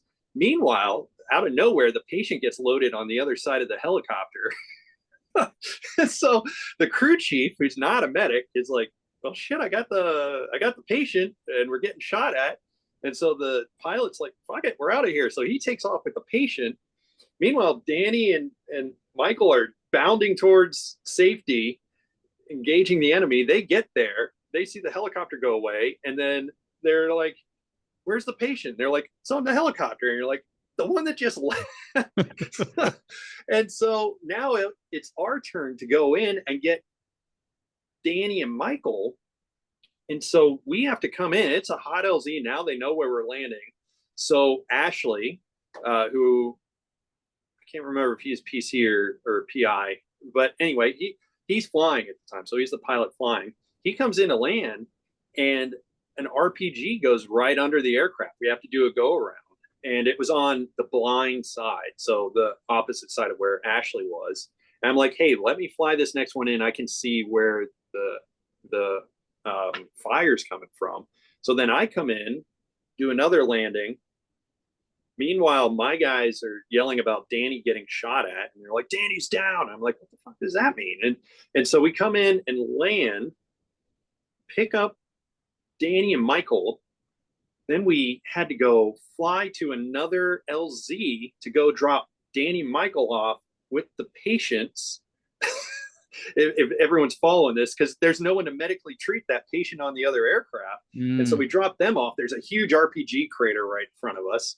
And then, we end up flying back after that.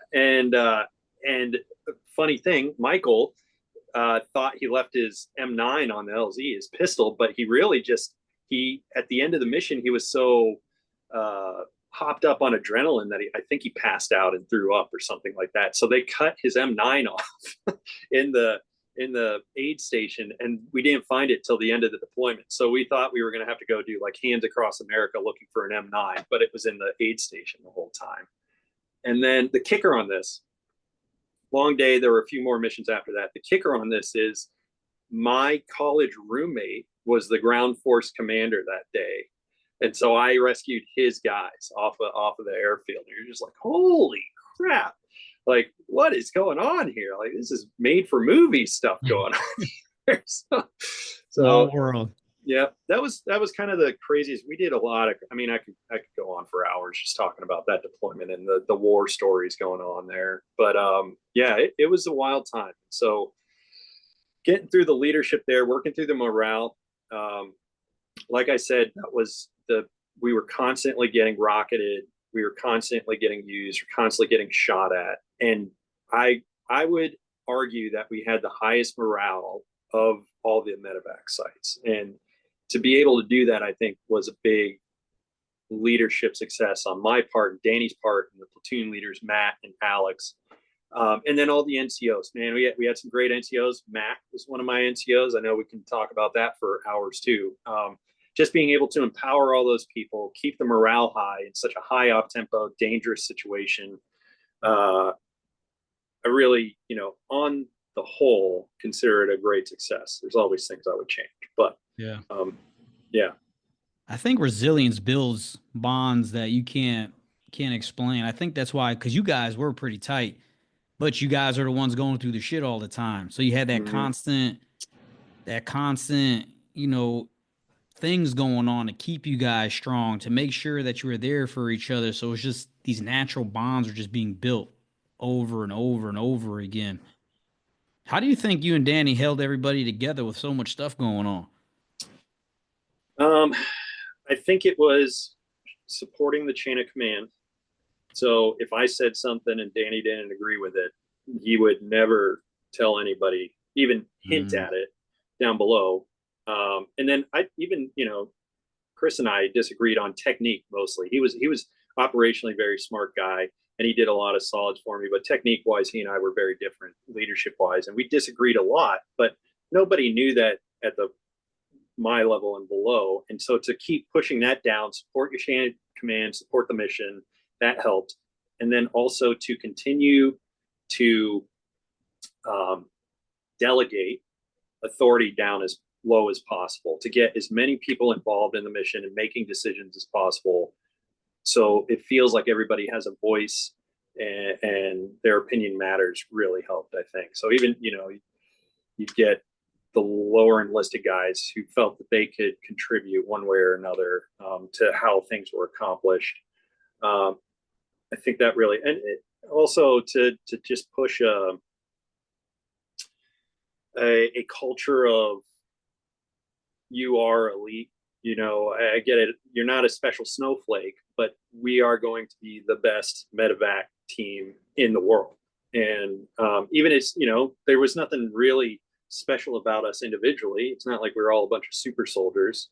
Some were quite the opposite of that. But if you can push that culture and say, hey, you're part of something special, you are going to be on one of the best medevac teams that I think has ever been created, and we're going to do the mission the best we can, then it instills pride in those people. And you see that in the way they work. So What are some things you guys did to keep morale up? I think a lot of that had to do with what I just discussed, and pride in your mission. We also, I'm talking about like outside of the mission. Did you guys like when you there guys? was nothing outside the mission. I'm just kidding. We pushed a culture of physical fitness there. A lot of us got pretty yoked, and so going to the gym, physical fitness helped a lot. And then, this is actually a big one. So I had 3 sites. I had 2 detachment XOs, or assistant platoon leaders, if you want to call them. I had the staffing to have those 3 sites run completely separately. I'll just manage them.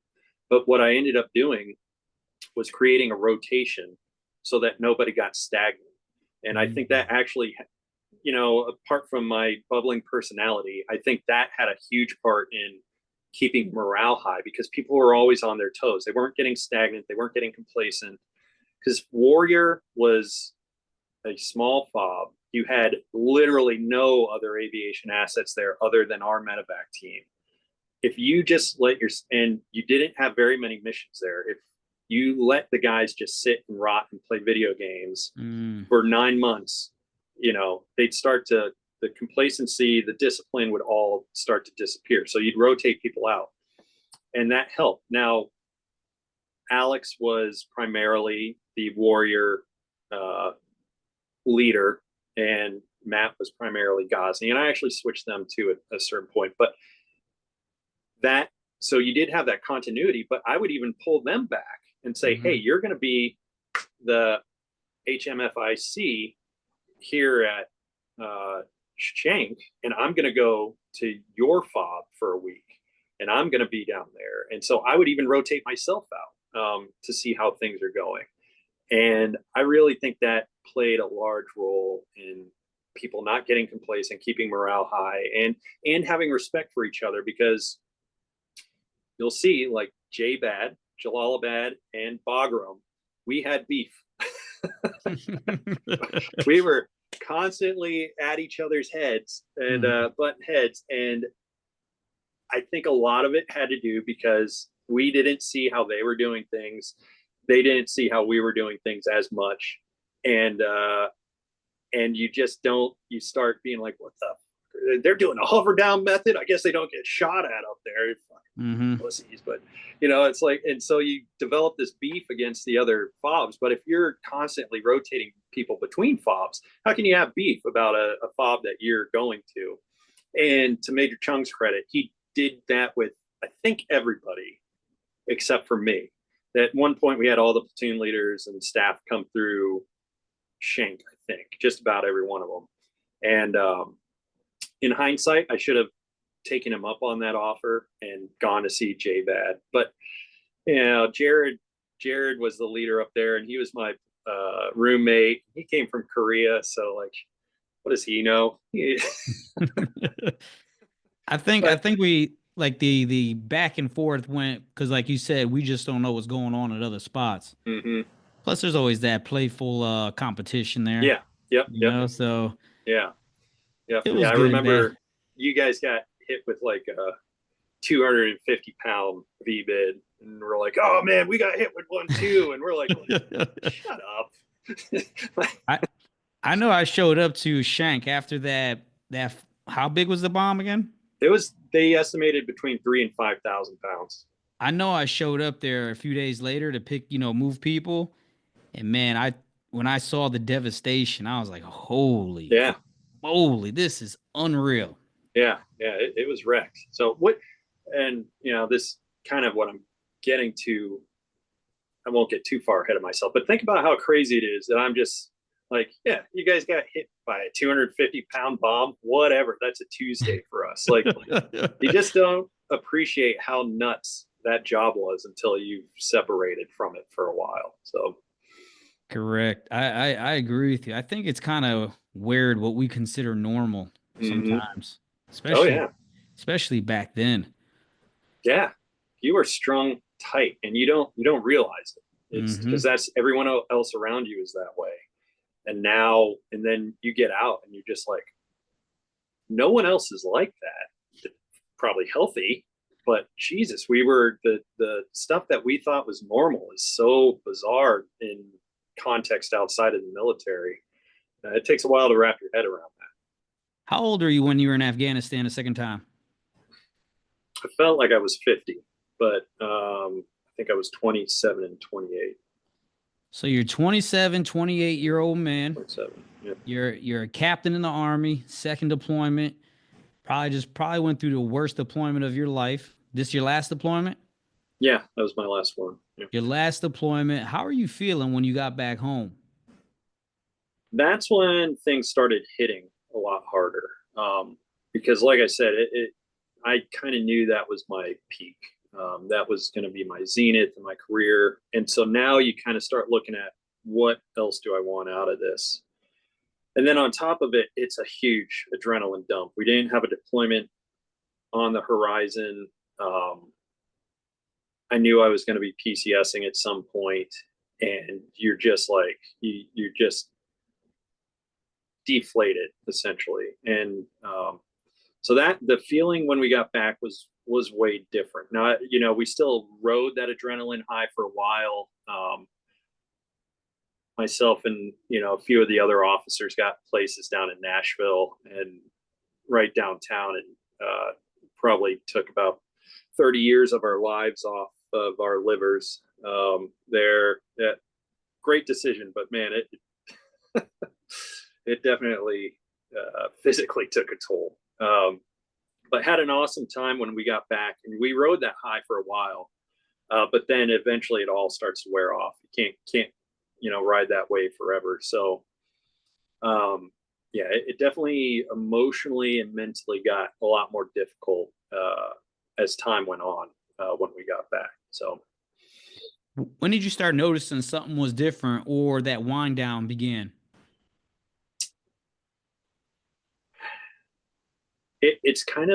it's difficult to pick a time, but you notice more in your soldiers and people you were there with. Just the amount of times you end up with your combat bros in some random parking garage in downtown Nashville at 3 a.m. crying. You're just like, oh, and you start to look for that in yourself, and you realize, like, I thought I was okay, but I am not as okay as I feel. And you look at all your friends. Danny was another one. He completely mentally and emotionally checked out. And Danny, if you know Danny, he was there in the Pentagon on 9/11, running into the crater to go get people out. And he'd had 4 or 5 deployments at this time. He was the guy you looked up to. he was the epitome of a warrior, which is funny because he used to do like all this hippie yoga shit. You're just like, the guy's like a refrigerator, slick back, Mhm. squinty eyes. Like you would never want to mess with him in a dark alleyway, but he'd be like, sir, that's not organic. You know how much sugar is in that? Trying to work on my chi. And you're just like, fuck.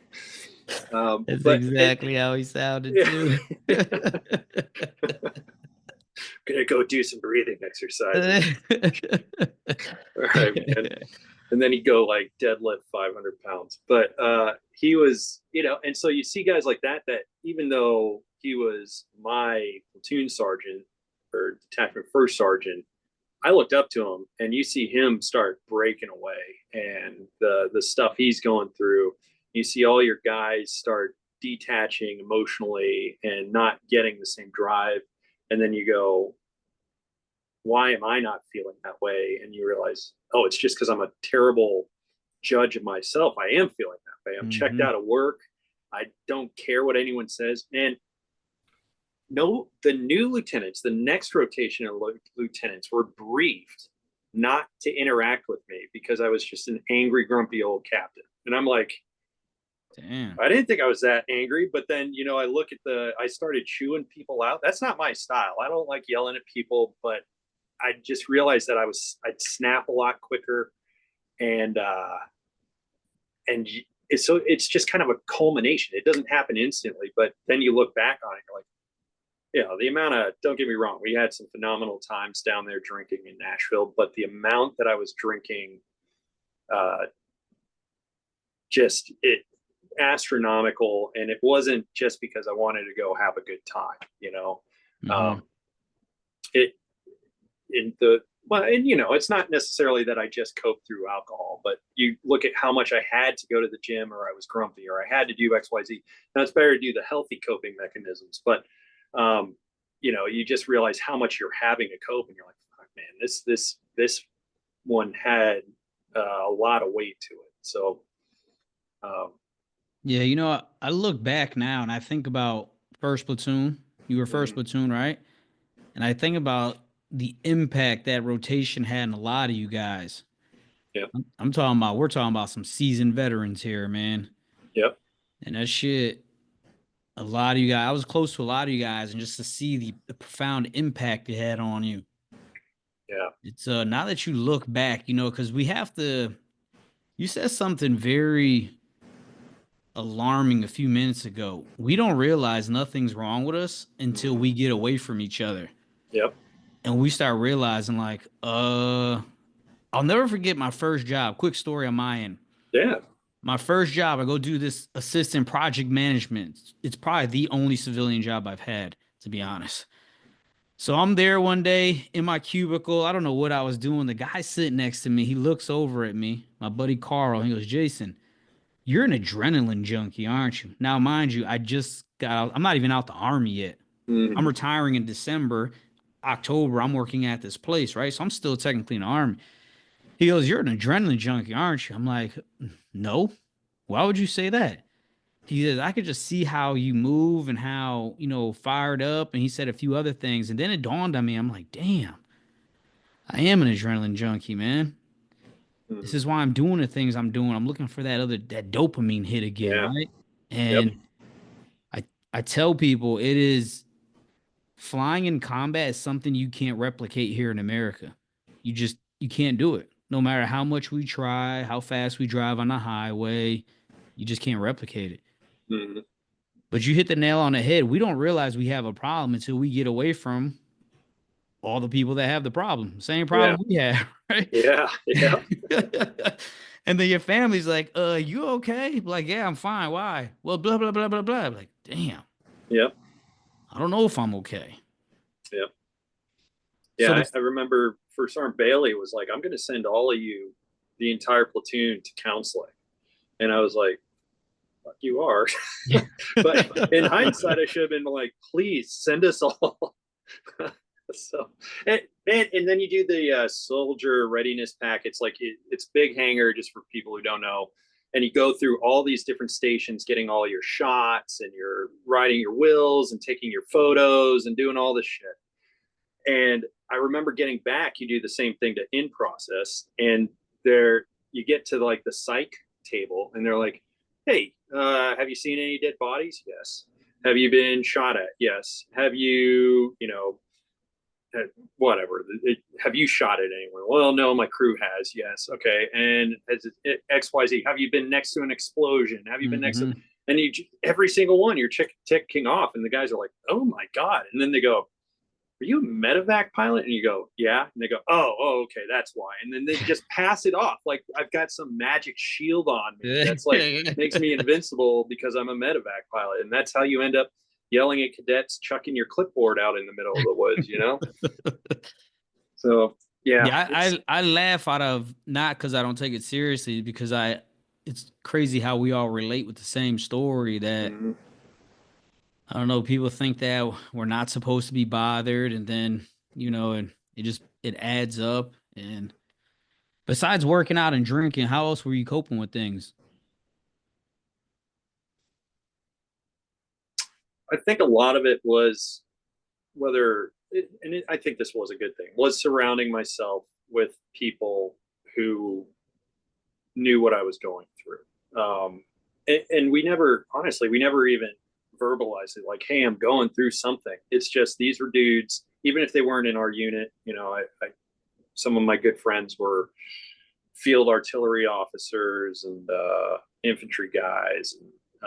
And you find these special, you would gravitate, you'd be in a bar in Nashville, not knowing anybody, and we would just find a way to gravitate towards each other. Next thing you know, you're drinking with fifth group dudes talking about chucking grenades in houses and cleaning blood off of this and that. And you're just like, you'd find each other because your mentality matched. And I think being around other people who knew what you'd gone through helped. Now, there's something to be said from it's covering, like we discussed, covering the stuff you're going through because you normalize it all. But also at the same time, it's not like quitting cold turkey. All of a sudden you're by yourself and you don't have that support structure to lean on.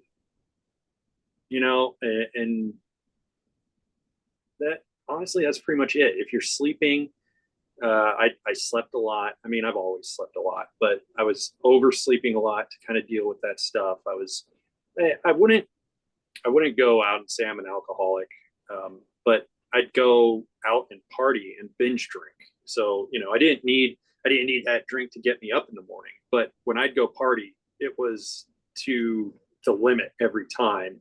And those things helped on the day to day, but it was very hard for me to pull back and look at them as a whole and be like, "Oh shit, something's tricking all of this, tripping this tripwire here." So, yeah. So was it a culmination of all those things, or was there one certain event that happened that you said, "All right, it's time for me to go get some help or talk to somebody or do something"?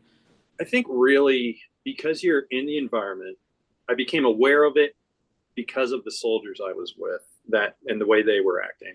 But it wasn't until I was taken out of that environment, when I moved to Texas with my now wife, then girlfriend, and I didn't know a single vet here. I didn't know him, and I'd gotten out, and I didn't know a single vet, and it was just her and her civilian friends in a completely new environment.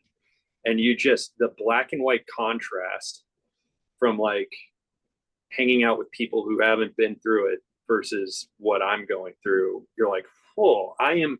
And that's the first huge red flag. You're like, "I am way, way different than all these other people, in one way or another." And The crazy thing, they're probably telling your girlfriend at the time, now wife, "Where'd you find batshit crazy at?" yeah, it didn't feel batshit crazy to me, but then you look back on it and you're like, "God damn, man! Like you just had no chill."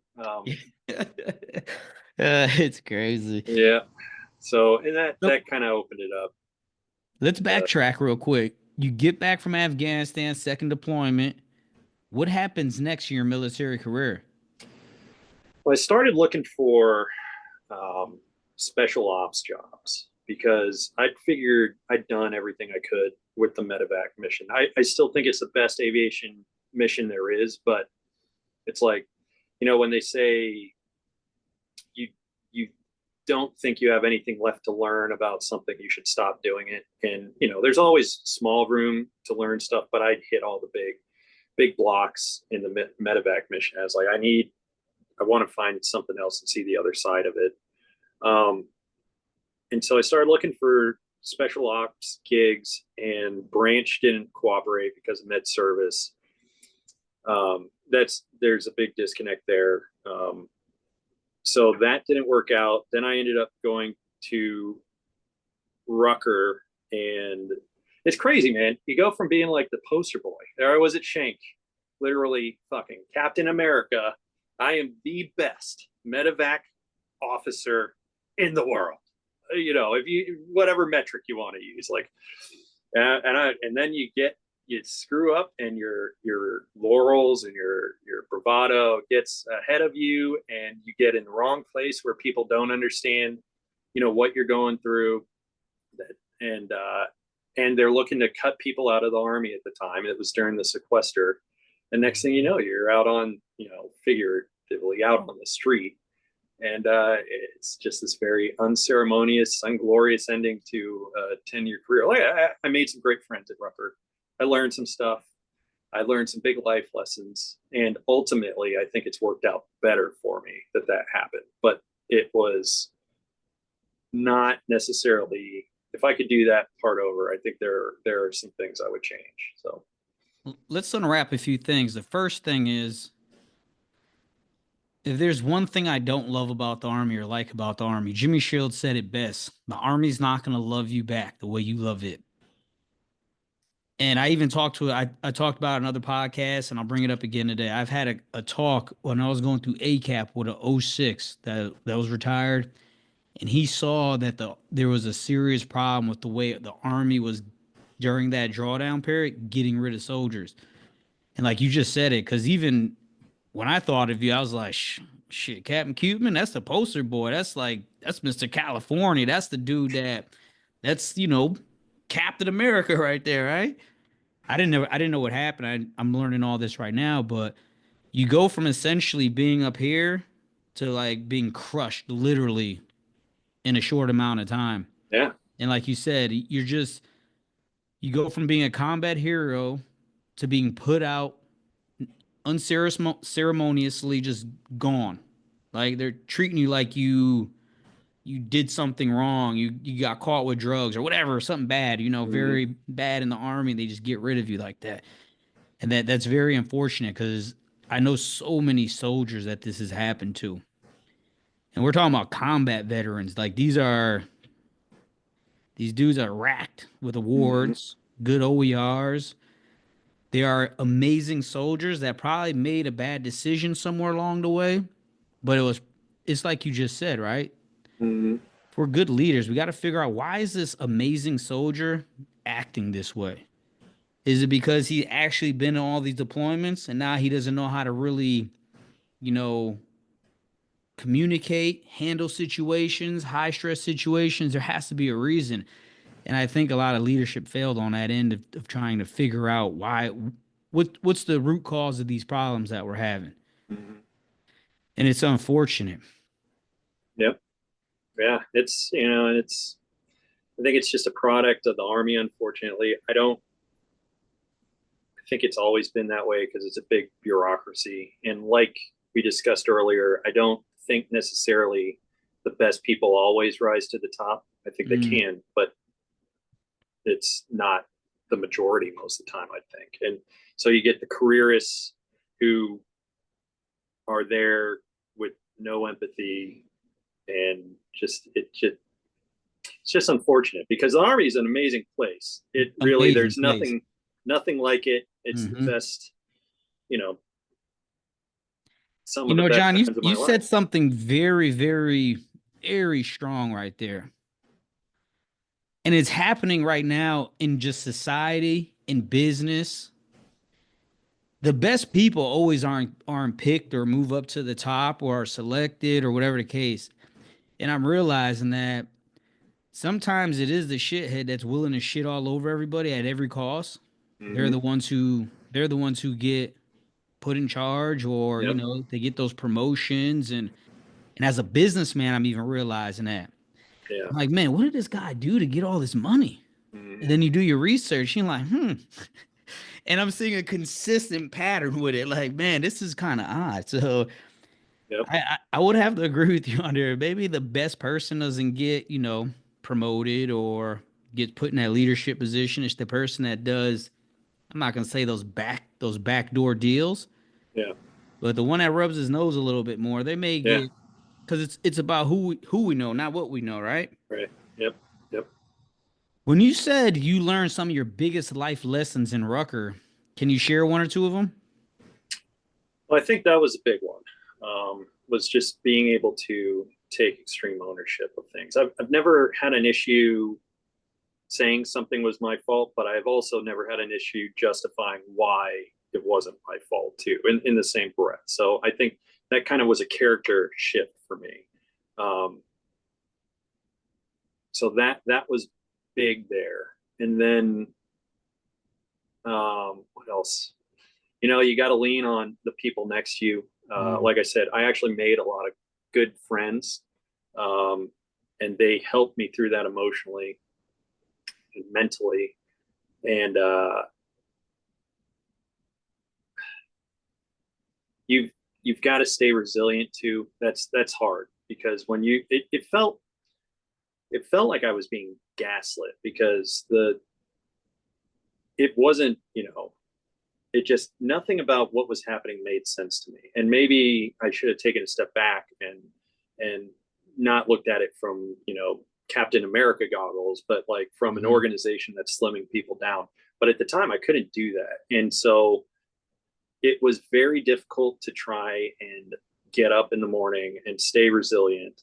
And you've got to find ways to do that, whether it's through other people or hobbies or organizations, or getting professional help. You've got to find a way to just power through the shitty times in life. Don't give up.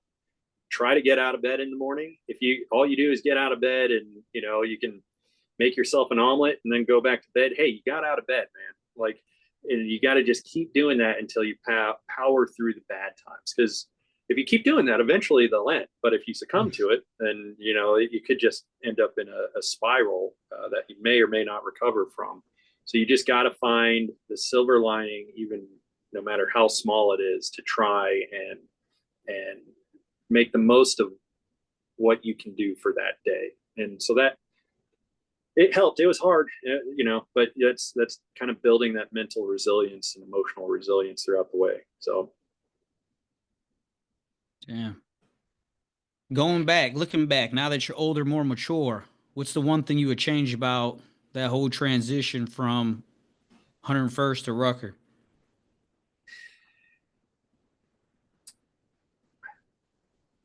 there's a lot, honestly, and I think most of it has to do with communication, being able to communicating with your superior. I had, and we could go into probably a giant therapy session on this, but I had some sort of resistance to authority, that I was a captain and I didn't need their help, and so I didn't do a good job of keeping my chain of command in the loop. So that didn't help my situation. Then taking extreme ownership when something did go wrong, um, and then from there realizing, being able to step back and look at, okay, hey, I am having issues here. Put Tucking your pride away, being a little more humble, and not resting on your laurels, to realize that everybody's, I don't want to say indispensable, but to an organization, to some extent, that's true. You have to realize that you are never going to be more important than the organization. Mhm. And if you try to act that way, even though the organization is just made up of individuals, it somehow comes together as this organic being that will crush you down. So you just have to be a little more humble, take ownership of the things that you can, and try and keep your chin up is the best way I can put it. So, damn, that's good, bro. That's real good. So you get out the Army. What do you do next? grow a stupid beard, long hair. It's part of the ACAP kit, bro. This is my paternity beard right here. I can't wait to shave this thing, but I feel like I need to this is for all those brothers and sisters still in, Although I guess now they can kind of have beards. So yeah, I see soldiers with full-fledged beards, and I'm like, yeah, damn, it must be great. yeah. I ended up moving to Austin, and then I spent a good amount of time off. Fortunately, with all those tax-free trips that the Army sent me on, I had a decent nest egg. Looked for some other helicopter flying jobs, but at the time it was a pretty saturated market. Ended up getting hired by a regional airline because they just started doing this rotor transition program. And then from there, but it was like 10 months to start training. So I ended up getting a job as a assistant construction manager through a military headhunter. And holy shit, was that eye-opening. You talk about like putting yourself in another environment. Here I was, and this probably helped deflate my ego even more, is I Captain America, did all these crazy shit in the Army, and I went to go work in the construction world and just was hammered into the ground, literally and figuratively every day. And these people that, on paper haven't, gone to college, haven't served in the military, haven't done all the airborne air assault, like they're just so much better at everything and they can deal with everything better, and they know, and I just can't keep up. And I'm like, holy crap. And so it was very humbling to go work in that organization. And then I had actually I had quite a few great coworkers, but my last two that worked with, they helped because even though they weren't veterans, construction is one of the last like boys industries out there, because we're in this trailer. It's just me and two other dudes, and it's almost like a deployment environment. We're like shooting each other with staple guns and like fighting and like doing all this crazy shit to each other all the time. So that kind of helped. And then we'd go get beers after work and stuff, and a lot of yelling and cursing and punching things and hammering stuff. It was, that aspect of it was a lot of fun. But man, it was humbling. You get the homeowners yelling at you. We were doing residential. Homeowners would yell at you. Your boss would yell at you. Your trades would yell at you. You're getting it from three sides. And as an officer, I'm not used to that shit. I'm like, somebody here needs to respect me. But no one did. No one did. They all just kept. They're like, fuck you, John. Yeah.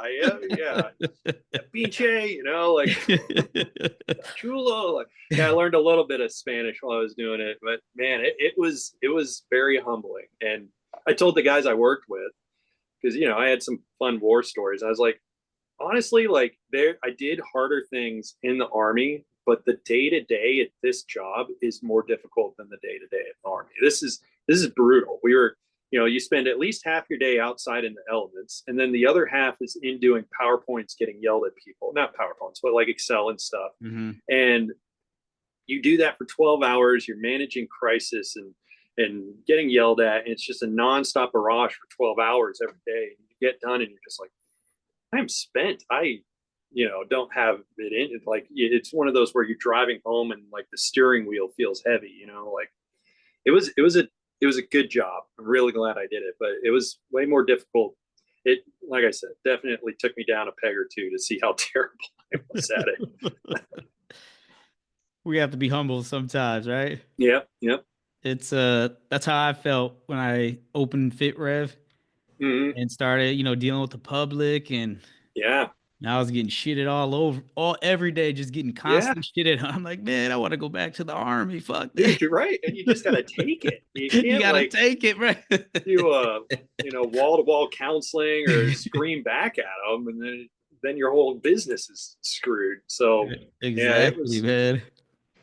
That was rough. And then while I was doing that, I tried to fit in some flight lessons to kind of expedite the transition to the airline. So, and then during that time, I think, like I said, it's kind of when I peaked and realized, hey, the way that I was in the military is not the baseline for the majority of society, and I need to recalibrate myself here and kind of find,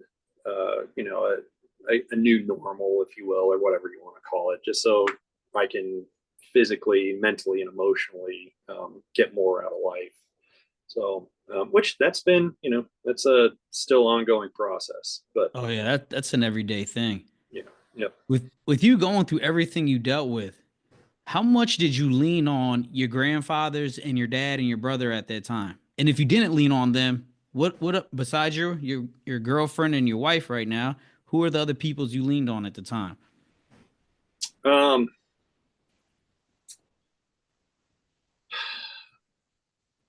at that time, I think I leaned more on my now wife and brother than anyone else. And it's kind of because I wanted to walk the journey myself. Mm. Um, and once again, it has a little more to do with some sort of I forget the word, but basically some issues I have with just authority and not wanting to let my parents down and kind of sort it out myself. Mm-hmm. So it was more, yeah, my wife and my brother. And I just leaned into them. I found some civilian friends that are very tight now, and I kind of use them as a, because they were more like me, but also not like me, so I could use them as like a gauge, like, okay, how ridiculous am I being? um, and yeah, I just kind of use those people to kind of help me gauge where I need to be uh, at this phase in my life. And it's hard because I think you just don't want to let your parents down and your family down. Yeah. Um, and I don't necessarily feel like I was. All I knew is something was off, and I needed to figure that out on my own, and then I could re-engage family, essentially, my parents and grandparents at that point. But to be fair, my grandparents are getting older, and they were older then too. They were both in their 80s, and Yeah. now, shit, dude, I think 3 out of the 4 are in their 90s. Yeah. So it's not necessarily that I'd use them as an example and someone to look up to, but I didn't necessarily use them as someone to talk to. It was probably as much as I should have. Mm. So, but yeah, it was mostly my brother and my wife. So, How'd you land that? First off, that's very commendable that you did have people at least to reach out to mm, and be there for you. And I'm happy you had those people in your life. I think that's very, very important as we, like you said, we continue our journey of, becoming normal, whatever that is, and just being functioning civilians now. mm. How did you land that job you have now as an airline pilot? They were just hurt for airline pilots back then. And a few of the regionals started up a rotor transition program where they paid for the majority of your training to get all your fixed wing ratings. And then you'd come fly for them for a couple of years. And it was very thankful for it. And I wouldn't be here without it. But the regionals are a pretty toxic place. So there's a lot of, I got mine, so I'm glad I did it. But you definitely got yours, and the way you went about it was not um, very admirable. So I'm glad to be out of that. But now I'm at a big boy airline, and it's awesome, man. It's once you get to the big leagues, it's amazing how well they take care of their people. it's an industry. It's like we said, you can't, you're never above the organization or the institution. Mm-hmm. So not to say that, bad days couldn't come in the future, but initially your first line supervisors are very understanding, empathetic, and helpful. So it's worked out. It's a pretty wild industry just with the ebbs and flows. So, I got hired, things were skyrocketing, COVID happens, things drop down. I don't know if I'm ever going to get out of a regional. COVID ends, they're hiring like crazy again. I get hired by another airline, and it just, the up and down of this industry is pretty honestly, I don't know if impressive is the right word, but it's amazing how much it can ebb and flow. So, but yeah, it's right now it's going really well. I'm really happy with the job, and loving it so far. It's really been there's still something missing that you just don't get with civilian jobs that you do get in any service job, really. But it's been a very rewarding job.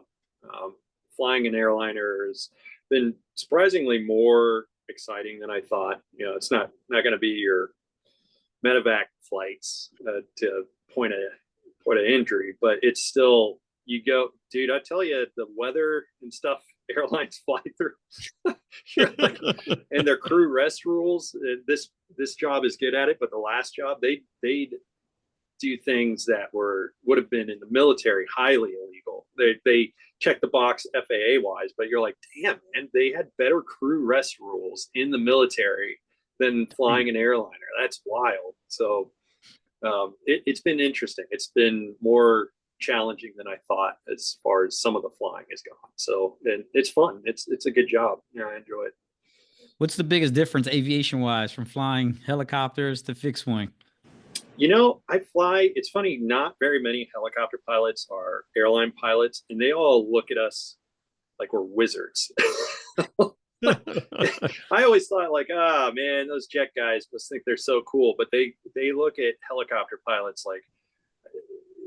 like we're magic. They just don't understand. And like, yeah, it's PFM is what makes the helicopter fly, and so it's pretty interesting how they react to helicopter pilots. And I'd say the biggest thing is the sense of urgency. So with us, people literally were dying, and you had to go find a way to go get them. Here, it's like, well, we like to be on time, but if not, I'm going to enjoy this extra overnight in San Juan, but it's still, there's times where as a medevac pilot, you're like, hurry up, let's go. What up? Like, you want to open the window and start screaming at people, and then you have to take a step back and be like, no one's dying. It's just breathe, look at your iPad, play with the weather, pull up your and then you're like, and also I'm not a captain yet here, so it's like I'm not in charge either. Just let the guy do USA. So yeah, it's the sense of urgency is definitely different in the airline. So the good thing is there's 4 of you guys, my friends, that went from helicopter to the airlines. You're one of them. Matt Cole, Irvin Bear, you got Justin Horton. Yeah, Horton. Yeah. Yeah, so I know 4 of you get. Well, Horton. I mean, hell, he was in your platoon down in Shank. Yeah, right? He was my instructor pilot. Yep. Yeah, so he's gonna be on. He's coming. He's actually coming here to Nashville. We're gonna do it in person, him and I, man. So I'm looking forward to that. Good. Oh, sweet. Yeah. Yep. It's nice to see helicopter pilots are making their way into the industry, and I think the rotor to airline group is a big part of that. And I think it should be, because the amount, when you're flying instruments, it's just not that different. And then flying an airliner, the basic airmanship stuff is all the same. And if you can take a guy flying a Cessna 172 and make him an airline pilot, you can make a Black Hawk pilot an airline pilot. So it's good to see there's not quite as much parity as I would like, but it's still, there's a doorway in. And I think companies are realizing that there's a large resource there that they can pull from. So, there's still some work to do, but it's come a long, long way since, 2016. Yeah, I agree with you, man. I wish they I wish they had that available to me. I don't have a desire to fly anymore. It's Yeah. just, I just don't. I just want to create businesses, hear people's stories, and help people change their lives. That's what I really want to do. Hmm. So that's what I'm gonna keep doing. How long you been a civilian for? Too long. 2016. Shit, So we're looking at shit, 9 years now, right? yeah. Yep. Yeah, Yeah. I'm So at it's, I'm at 10 years this year. How you liking it?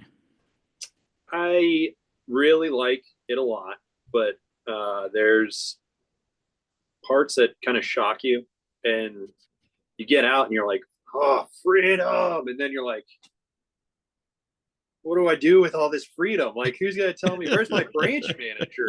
Like, and there's too many options. Um, yeah, not, I don't like the movie Hurt Locker, but when they're in the grocery store in that movie, that's kind of how it feels when you get out. Like, oh my God, there's so many things. I don't Hmm. even know where to start. It's also very hard to find people that relate to your experience, Mm. which um, when you do, you got to latch on to them. But yeah, a guy hopped in the cockpit um, wearing black Oakleys, and he goes, immediately before he even says hi, he goes, Jesus, it's more fucked up than a football bat out here. And I was like, Army? And he goes, yeah, how do you know? I was like, all right, like this is gonna be a good trip. It's crazy. It's what you said. I really believe in energy and frequencies. Mm-hmm. And it's what you said earlier about when you're in Nashville, you notice the fifth group guys, you guys all gravitate to each other. Us Army guys, man, we just know when you know. Yep, I yep. don't know what it is, but you know. And then we just gravitate to each other like, It's unique to the Army too. I get along with all the other services, and we can share some stories, but it's like a telekinesis when you get on with an Army guy. And I don't know if the other guys, the Air Force guys, feel that with et cetera, et cetera. But dude, you just when it's an Army guy, there's a certain bond there that is not replicated even with the other military services. You know, just misery enjoys company, I guess. that's what it is. The resilience, man. Yeah. We all been through the shit Yep. factory. Yeah. we we know what it looks like when we see it. You can't Mm-hmm. explain it, but we know what it looks like when we see it. Yeah. Yep. What are you doing every day now to cope with, the things you've been through with the army, making yourself a better man, a better father, a better husband? What do you do on a daily basis? I've got to say, you focus on your mental wellness. And you use kind of some catchphrases, focusing on the here and now, what you can control, not getting too wrapped around what's going on in the outside world. Stay aware, but re- Mm-hmm. at the end of the day, remember, hey, it's me here in this room, and there's all sorts of breathing and meditation exercises that help with that. Things like Fitbit even has. I do Fitbit still, and they've got like little meditation exercises that kind of re-engage you with the world that's right in your immediate surroundings. That kind of helps out. And then so I was doing a lot of that earlier on, and then appreciating the moment you're in. I think is realizing that the future hasn't happened and the past is never going to Mm-hmm. happen again. So just appreciate the moment you're in. And then the gym, dude. I still, I like to go out and party every once in a while, but I'm older and the hangovers suck, and having a hangover with a kid is terrible. It's the worst. So, I don't do that nearly as much. The gym is huge. You got to find a physical release, I think, Mm. somehow. And it's, for me, just doing that. I like to still every once in a while I'll do like an obstacle course race, like a Spartan race or Tough Mm-hmm. Mudder, just to kind of keep myself active and have something to train towards. But even if I'm not training towards something, getting out there and getting that pump, really gets the pump, and just and getting those endorphins going, and it really helps. If I don't work out for a few days, I'll start to feel it. And so Mm. now I'm on like 3 weeks because I just had a baby, so it's starting to wear on me a little bit, but that helps.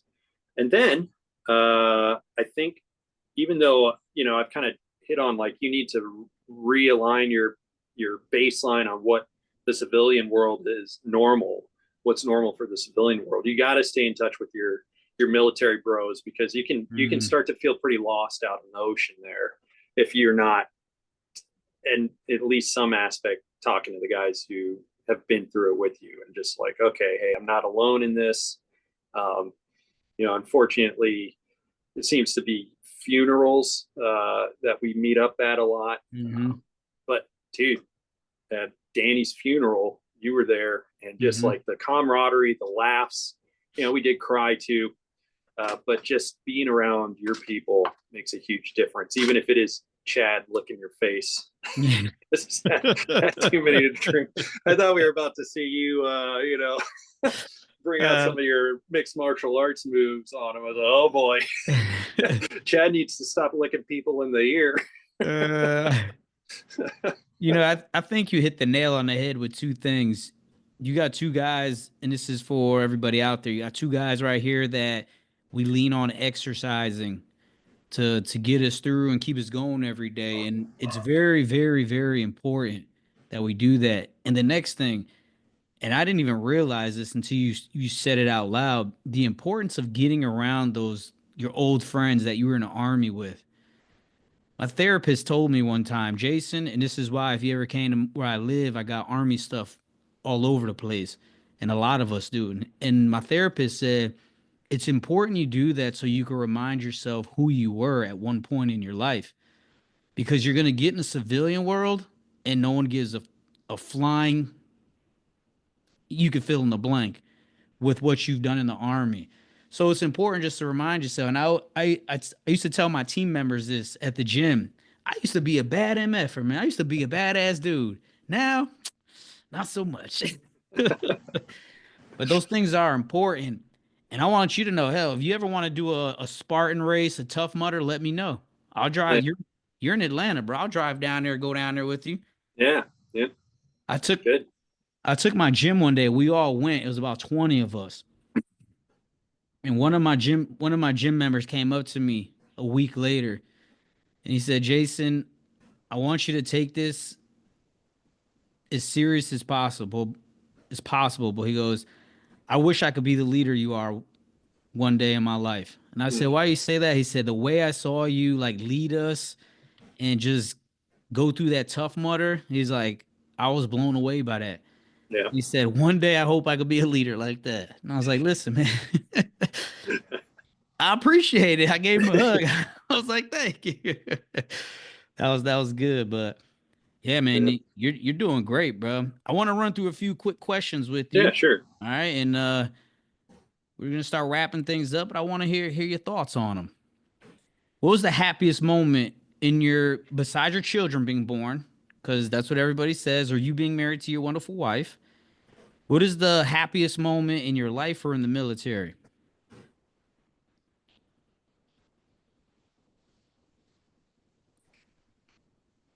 You know, that's a hard one to do. I think two of them really that come to mind are, one, I was the last one on the Chinook out of Shank, and the door was open, and I'm sitting, on the ramp essentially, and you're looking out over Shank, and you're like, and you got all your dudes behind you, and you think about all the lives you saved, and you realize that, hey, we fucking did it. And we're bringing everybody home, although not necessarily in one piece. We had quite a few Purple Hearts that deployment, and I think that really it was just like, holy shit, I did it. It almost felt like I won the Super Bowl kind of thing. And then the next one would probably be Danny getting the Medic of the Year award. To see that kind of recognition for someone who'd worked so hard for their entire career, and to get the Medic of the Year award was personally very rewarding, especially since I won't get too deep into the weeds, but we had a hard time with awards that deployment. And personally, as a leader, I feel like that's one of the areas that I failed the guys in. Not for lack of trying, but we just could not get the recognition that those guys deserved on that deployment. So to see your right hand man get the recognition that he deserves was very rewarding for me. Those two jump out. I'm sure there's a lot of other ones in there, but those two come to mind right away. So. With Danny being your right hand man and your pretty much your closest friend for that time in Shank and even afterwards, what impact did he play in your life? Oh, it's huge. I come at you with all these leadership philosophies and stuff, but the bottom line is none of it would have been happened without him. We were just a perfect couple. You guys were. He backed me, I backed him. We yelled at people together. He yelled at people for me. I yelled at people for him. And I remember we sat down for sushi because Danny, he's like, hey, you're going to be my PL. Let's go grab lunch. It's like, okay, sure. And I didn't really know Danny. I just knew he was a tough biker dude. I knew he was a good guy because he'd kind of been on the deployments with us before, but not on my teams. And I get down and he's like, so here's the deal. We're gonna be Vikings. We're gonna be the Viking platoon. And I was like, it's funny you say that. We're already the Spartans. And he goes, oh, Spartans? Fuck yeah, I can do Spartans, And I was like, all right, yeah. He's trying to feel me out, measure me up a little bit. And we just hit it off right away. And I think that kind of put him at ease that lunch. And that's also where he made fun of me for drinking sugary drinks. I was like, who's this guy? But, so we kind of hit it off and we just encouraged each other to do better. And we didn't really set limits. I encouraged him to be the leader he wanted to be. I was the leader I wanted to be. Even though we had a difference of opinion there, me allowing him to do his job helped him do his job better. He knew he had my support and vice versa. And so it really helped foster a good command climate there. Speaking of which, we're going to talk about Mac. Talk. He's been bugging me ever since his podcast. And I will say Mac is honestly one of as a leader, my favorite parts of the Army, because Mac is burly, he has zero tact, and he's also a little bit of a doughboy. And those things typically don't mesh well in the Army. But if you can find something that motivates that person to do their job, show them that you believe in them, give them a little responsibility, it's amazing to see what they'll accomplish. Mm-hmm. And Mac loved his job.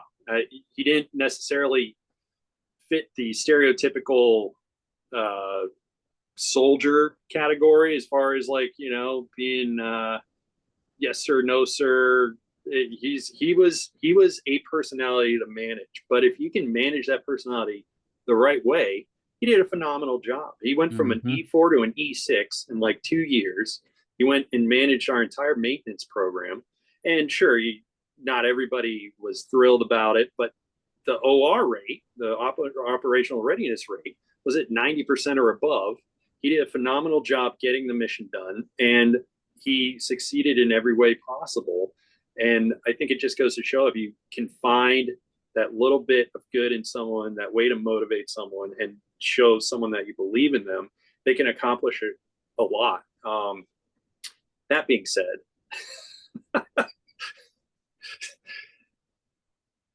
Mac's story is mostly true about me pulling him around the helicopter. I remember the joke being, what does one E5 say to the other E5? Because now it makes sense. And they say, fuck you. And then obviously there were people around and I couldn't allow it. I was very tired that day. Didn't feel like dealing with it. I just remember he did that. And I was like,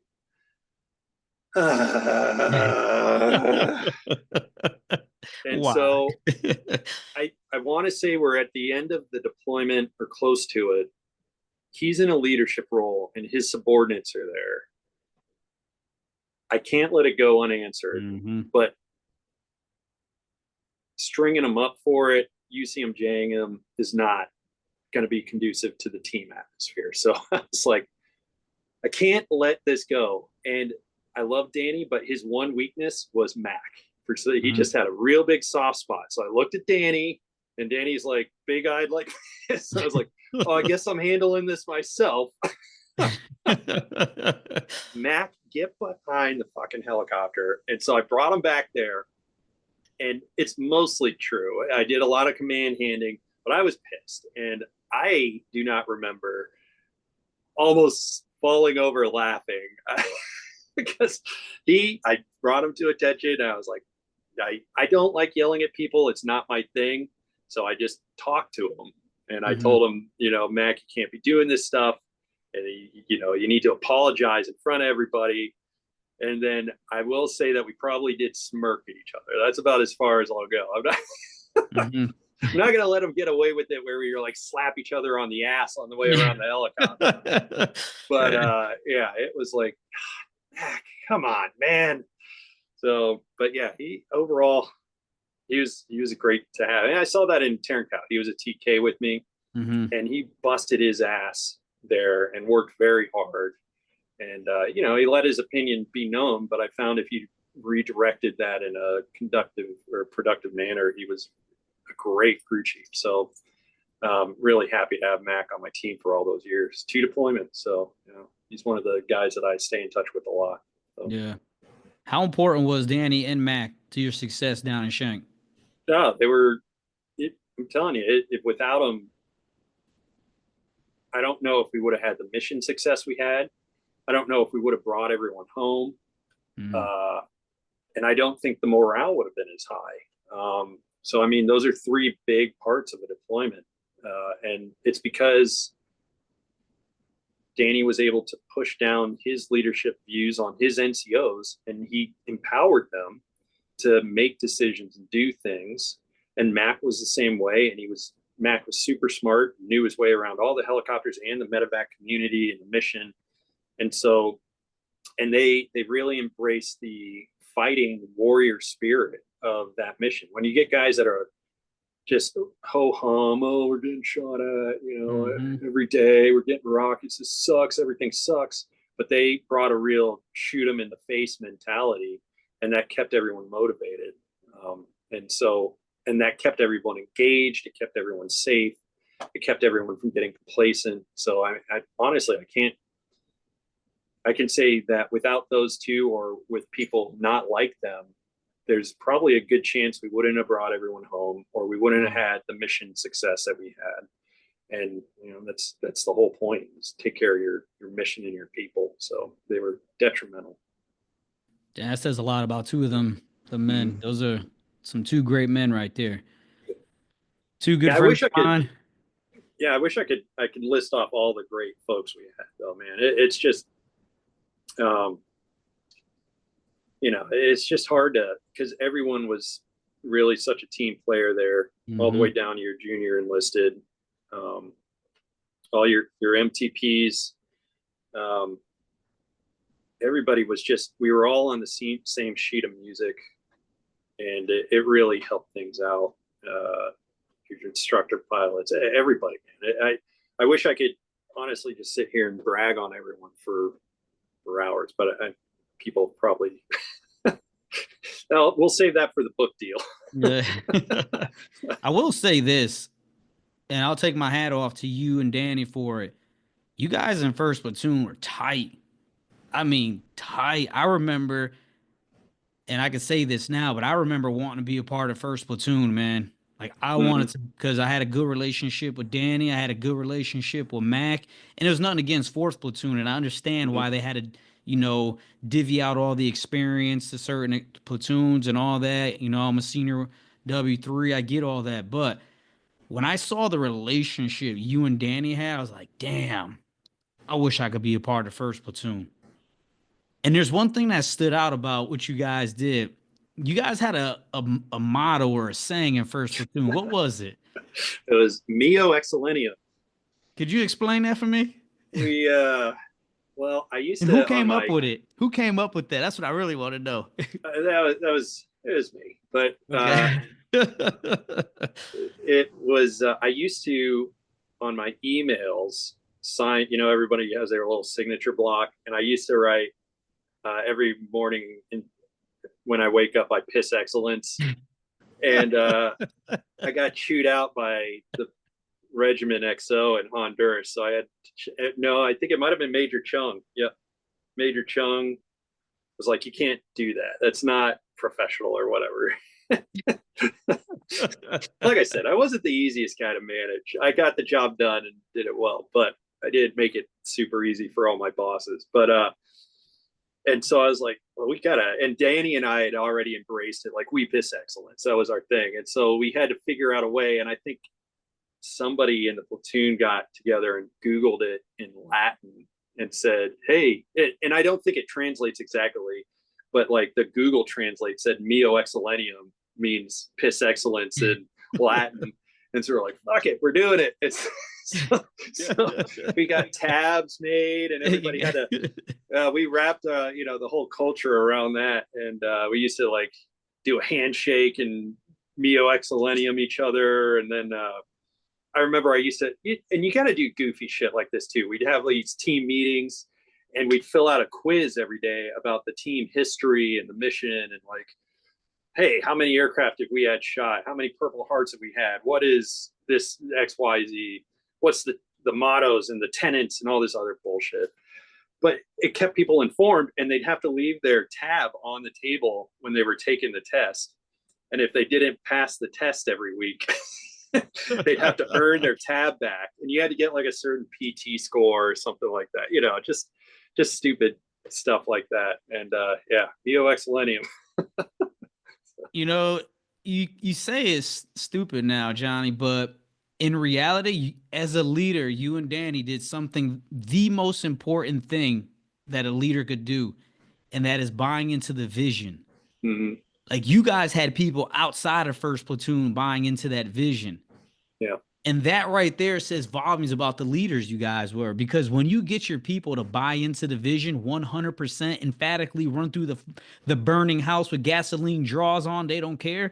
Like, when you have that level of commitment that you guys had from your platoon, bro, you're exactly where you need to be as a leader, man. And that shit that's pretty dope. That's really dope. And that's something I had to learn as a business owner. If you want your business to be successful, you have to have everybody 100%, or at least 90%, depending on your numbers, right? Mm-hmm. You have to have the majority of your people bought in on the vision. If not, you're going to have a huge problem. Yep. Yeah, I remember Drawman, the crew chief, he was on the first deployment with me. And one day we used to take, we made up our own PT test. I don't know if you remember that, but it was like the Spartan Challenge. And we'd post the results every week as like a camaraderie. Hey, who needs to, and so you could razz each other about who got what score. Just everybody really bought in, and it made everything so much better for us and the mission and everyone around them. And even when it was stupid shit, I just really appreciate everybody buying in on it to make it better for the people around them. And I think it made a big difference for the people that we rescued too. So really, really happy about that. It's dope. You need to, I'm not telling you to do it now, but you really need to consider being an airline pilot and you need to be like a CEO of a big company right now.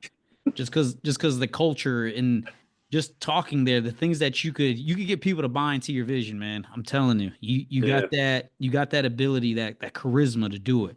I appreciate that. What key lessons or takeaways do you hope the listeners will get from your story?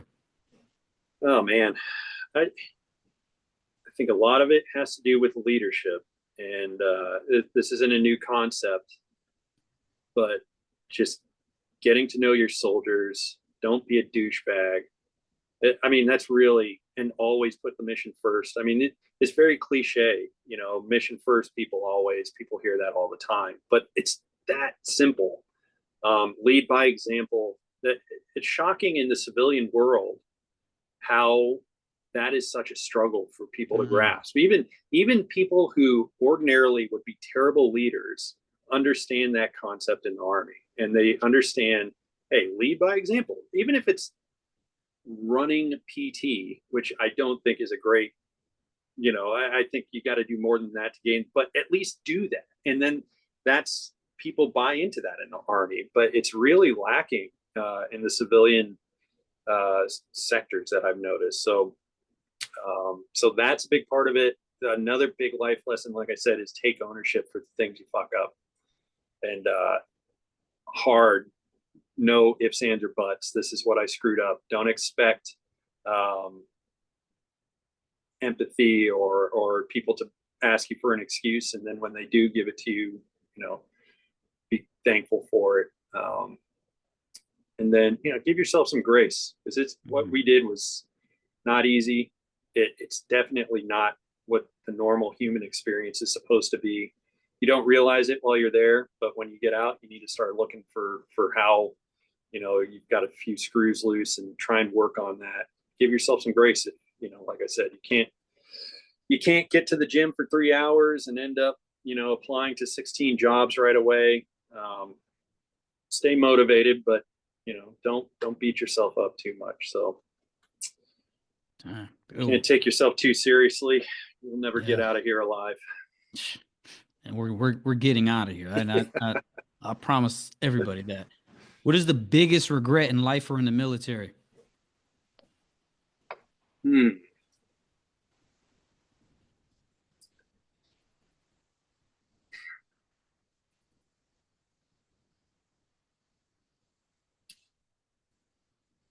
I think really the biggest regret is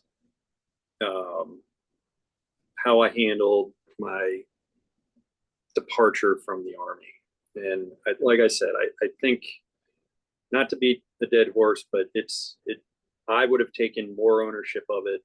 It wouldn't have changed the facts of what was happening, but it probably, and even if the end result was the same, I would have felt better about it at the end. So knowing that I did everything right, that I could, to take ownership for it and accept responsibility for the things I messed up. Which, if I'm being honest, it's yeah, we'll save that for another podcast, but it's not worth worrying about what the organization thinks of you if you can be honest, genuine, and forthright about the things that you personally are responsible for. So just if I could change that, I would. All the other mistakes I made in the military, I don't even think I'd change them at this point, because they were things to learn from, and ultimately came out stronger. It's the same thing with the transition out of the military, but I just think it's one of those things that I'll look back on life and think, I wish I would have done a better job of that. So, what legacy do you want to leave behind for your kids, your friends, your family, your wife? Oh, it's hard.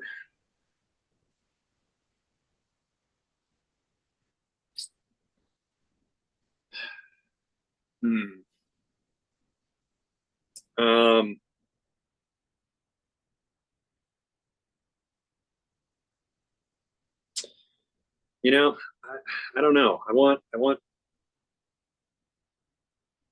people to know, especially my family, to know that, that I care about them, that they're the most important thing in my life. They're my number one priority. I want them to also realize that service in one aspect of or another is very important to what I think is the human experience, and is very fulfilling. And hopefully I made, for my friends in the military, I made some sort of difference that made their lives better. Just a positive impact. And going into this guard unit, they asked if I wanted to be a warrant officer or an officer.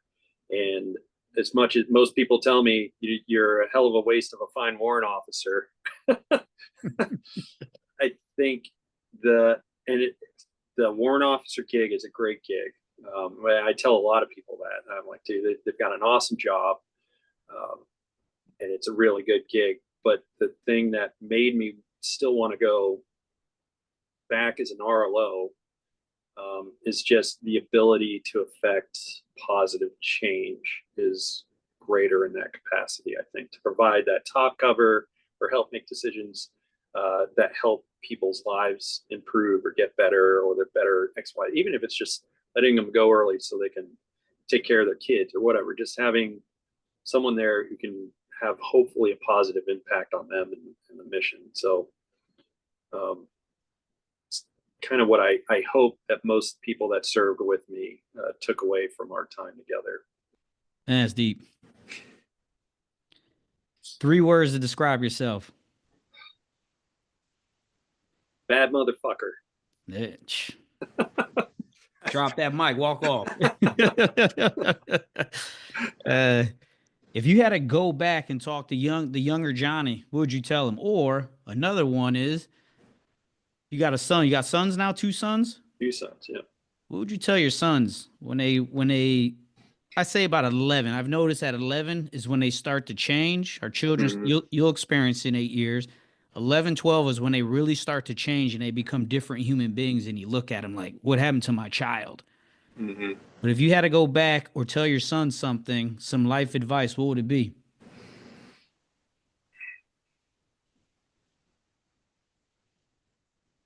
You know, every day I come up with something where I'm like, oh, I need to write this down and give it to them. I need to start like a little, hey, kids, this is some shit your dad learned. Hopefully you learn it the easy way.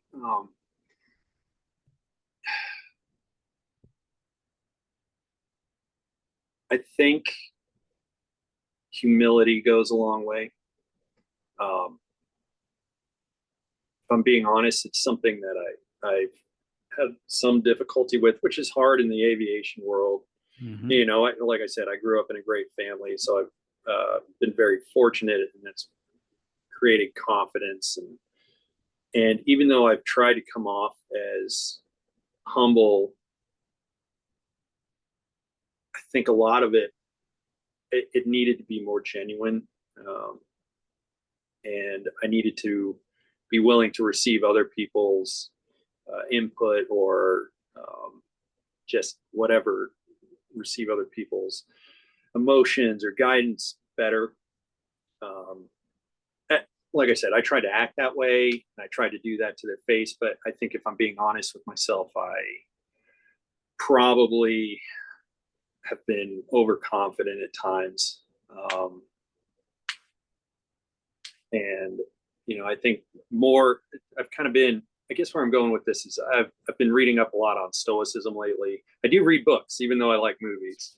Every once in a while, I'll find a book and read it. But, you know, and I think that kind of more stoic approach to life, where you're receiving things more than pushing it out, as I give you a 3-hour podcast full of my bullshit. You know, I think being able to understand other people's issues and figure out how to manage that is more important than trying to push your own ego on other people. So yeah, it's kind of a last minute ad, but I'd highly recommend that, you know, most young men look into stoicism just as a practice and something to read on. I wouldn't even say I practice it, but just to understand those concepts and apply them when you're able to has been very beneficial. So that would be good for my kids. Love it if they did that. Life of service is great. And, you know, always treat others like you want to be treated. And I think that applies to leadership and just life in general. That's, you know, not really any groundbreaking stuff. I think people just need to apply some of these very basic principles and benefit them. Can you tell me why they call you Batman? No, I can't. There's no story, or you just don't want to tell me? Which one is it? No, I don't think I think I'm the only one that calls myself I'm Batman. And when we were drunk in Nashville, me and my buddies would all do Batman impersonations to everyone we talked to. We had to be so obnoxious. Our poor Uber drivers are just so no, there's no real good story there. It's just, Just everyone's got a little Batman in them, I guess. I don't No, I agree with you on that. Everybody does have Batman in them. know. Any closing thoughts? Let's see. I'd like to tell. I've told some stories about Danny, but then also I'd like to tell a quick story about Bob Miner, Mm. who passed away from stage 4 cancer. Bob was with me on both of my deployments. He was there when I first got to first platoon, and he was the goofiest son of a bitch you'll ever meet. But he had the funniest sayings in the entire world. He was like your stereotypical head armyisms. Like he used to say things like, "It's blacker than a whale shit on Tuesday," and you're just like, Bob, what does that mean? He's like, sir. I'm like, I don't know what that means. It's hotter than two rats in a wool sock. Like he just had a 100 different sayings. We used to keep a book of them. Just a massive personality, great to have the team. Always had a positive attitude, which is shocking, given some of the stuff we went through. I want to say he was the one who was on that hoist mission that Mac was talking about, where he threw his shoulder out. So Bob and I have a huge history, but one of the missions that cracks me up the most is we're flying out to this fob, and the LZ's on top of a hill, and then there's like a row of culottes down the hill, and we're going to get some Afghan guys. Well, we land, nobody's there. We don't have comms with them. It's a secured area though, so we're not too worried about it. And Bob hops out to go to these culottes. Well, kind of like the scenario with Danny, they load the patient from the other side. Bob never sees it. He doesn't have his radio on. And so we see him go into the first building, and we're like, oh, he'll definitely come back out and look this way when he comes out of the building. A minute passes and he goes out the building, straight into the building across the street. And then he goes to the next building, he's zigzagging down, and he's essentially clearing this entire compound on his own. And he's getting more and more frustrated every building. And by the last building, he finally kicks the door in, throws his hands up, and walks in. And then he comes out, and the crew chief's waving at him and says, waves him back, and he gets back in, and he goes on the most like curse word laden rant I think I've ever. He was like Boomhauer, like you couldn't understand him from King of the entire flight back. I was like, that is just some Bob ass shit. So yeah, he was funny, man. We lost a real one with him. So and then my other buddy, Trevor Joseph, was the MEDEVAC commander down at Fort Polk. Unfortunately, was involved in a crash and didn't make it. And he was one of the good guys. He was always just a real nice guy, real good friend of mine at Fort Rucker when I was going through all that stuff. We met at MEDEVAC commander's course at San Antonio. And, I'm just very thankful for the friendship that I had with him, him and his wife. They're phenomenal. And, he's missed. But he and I like guys that drink. I've got a great photo of him where he and a few of my other buddies are literally holding steins of beer in the Riverwalk in San Antonio. So, just a shout out to Trevor. He's a great dude. So, but yeah, hit Chuck Rambo. I think I got all the mentions in there. But yeah, there's a lot of good guys that I'm glad that were part of my life. So, man, well said. And I appreciate you. I want you to know I do appreciate you. I wasn't in your platoon, but I did appreciate the exposure I had to you and Danny, your leadership while I was there. You guys did a phenomenal job. I always looked up to you as a captain. Warrant officers and RLOs, we always have we bump heads a lot, right? But there's always that one or two officer that I got along with, and you were one of them. I never had any issues with you. You were always very respectful, professional, in my opinion, regardless of what you may think people would say or whatever the case. We look back at it now, it's water under the bridge, man. yeah. Yep. But I do appreciate everything you did. And man, I'm grateful for you and I being resilient on making this podcast happen, because Yeah. I'll let everybody know Dude, Johnny was supposed to do it. He was gonna be my first person to do it in person, but on his way here, he wrecked his car and yep. totaled it, and he couldn't make it. But he promised me that he still was gonna get on, and we're still gonna make it happen. And as always, he's a man of his word, and he lived up to it, and we made it happen. And I appreciate that, man. That says a Thanks. lot about who you are, and I appreciate that more than you'll ever know. Just Yeah. supporting me and helping me on this journey to get your story out and everybody else's story out, because I feel it's important that the world knows the Americans that were willing to put themselves in harm's way for what we believe in this country, the Constitution, and the way of life in this country that a lot of us love so much. But like I said, man, I appreciate everything you've done. You need me, let me know. Um, Seriously, take me up on that Spartan race, Tough Okay. Mudder. I would love to do Yeah. it because, like with you, working out is a very important part of my life, and I do it on a consistent basis. So Right. I Yeah, appre- absolutely. I appreciate you, brother.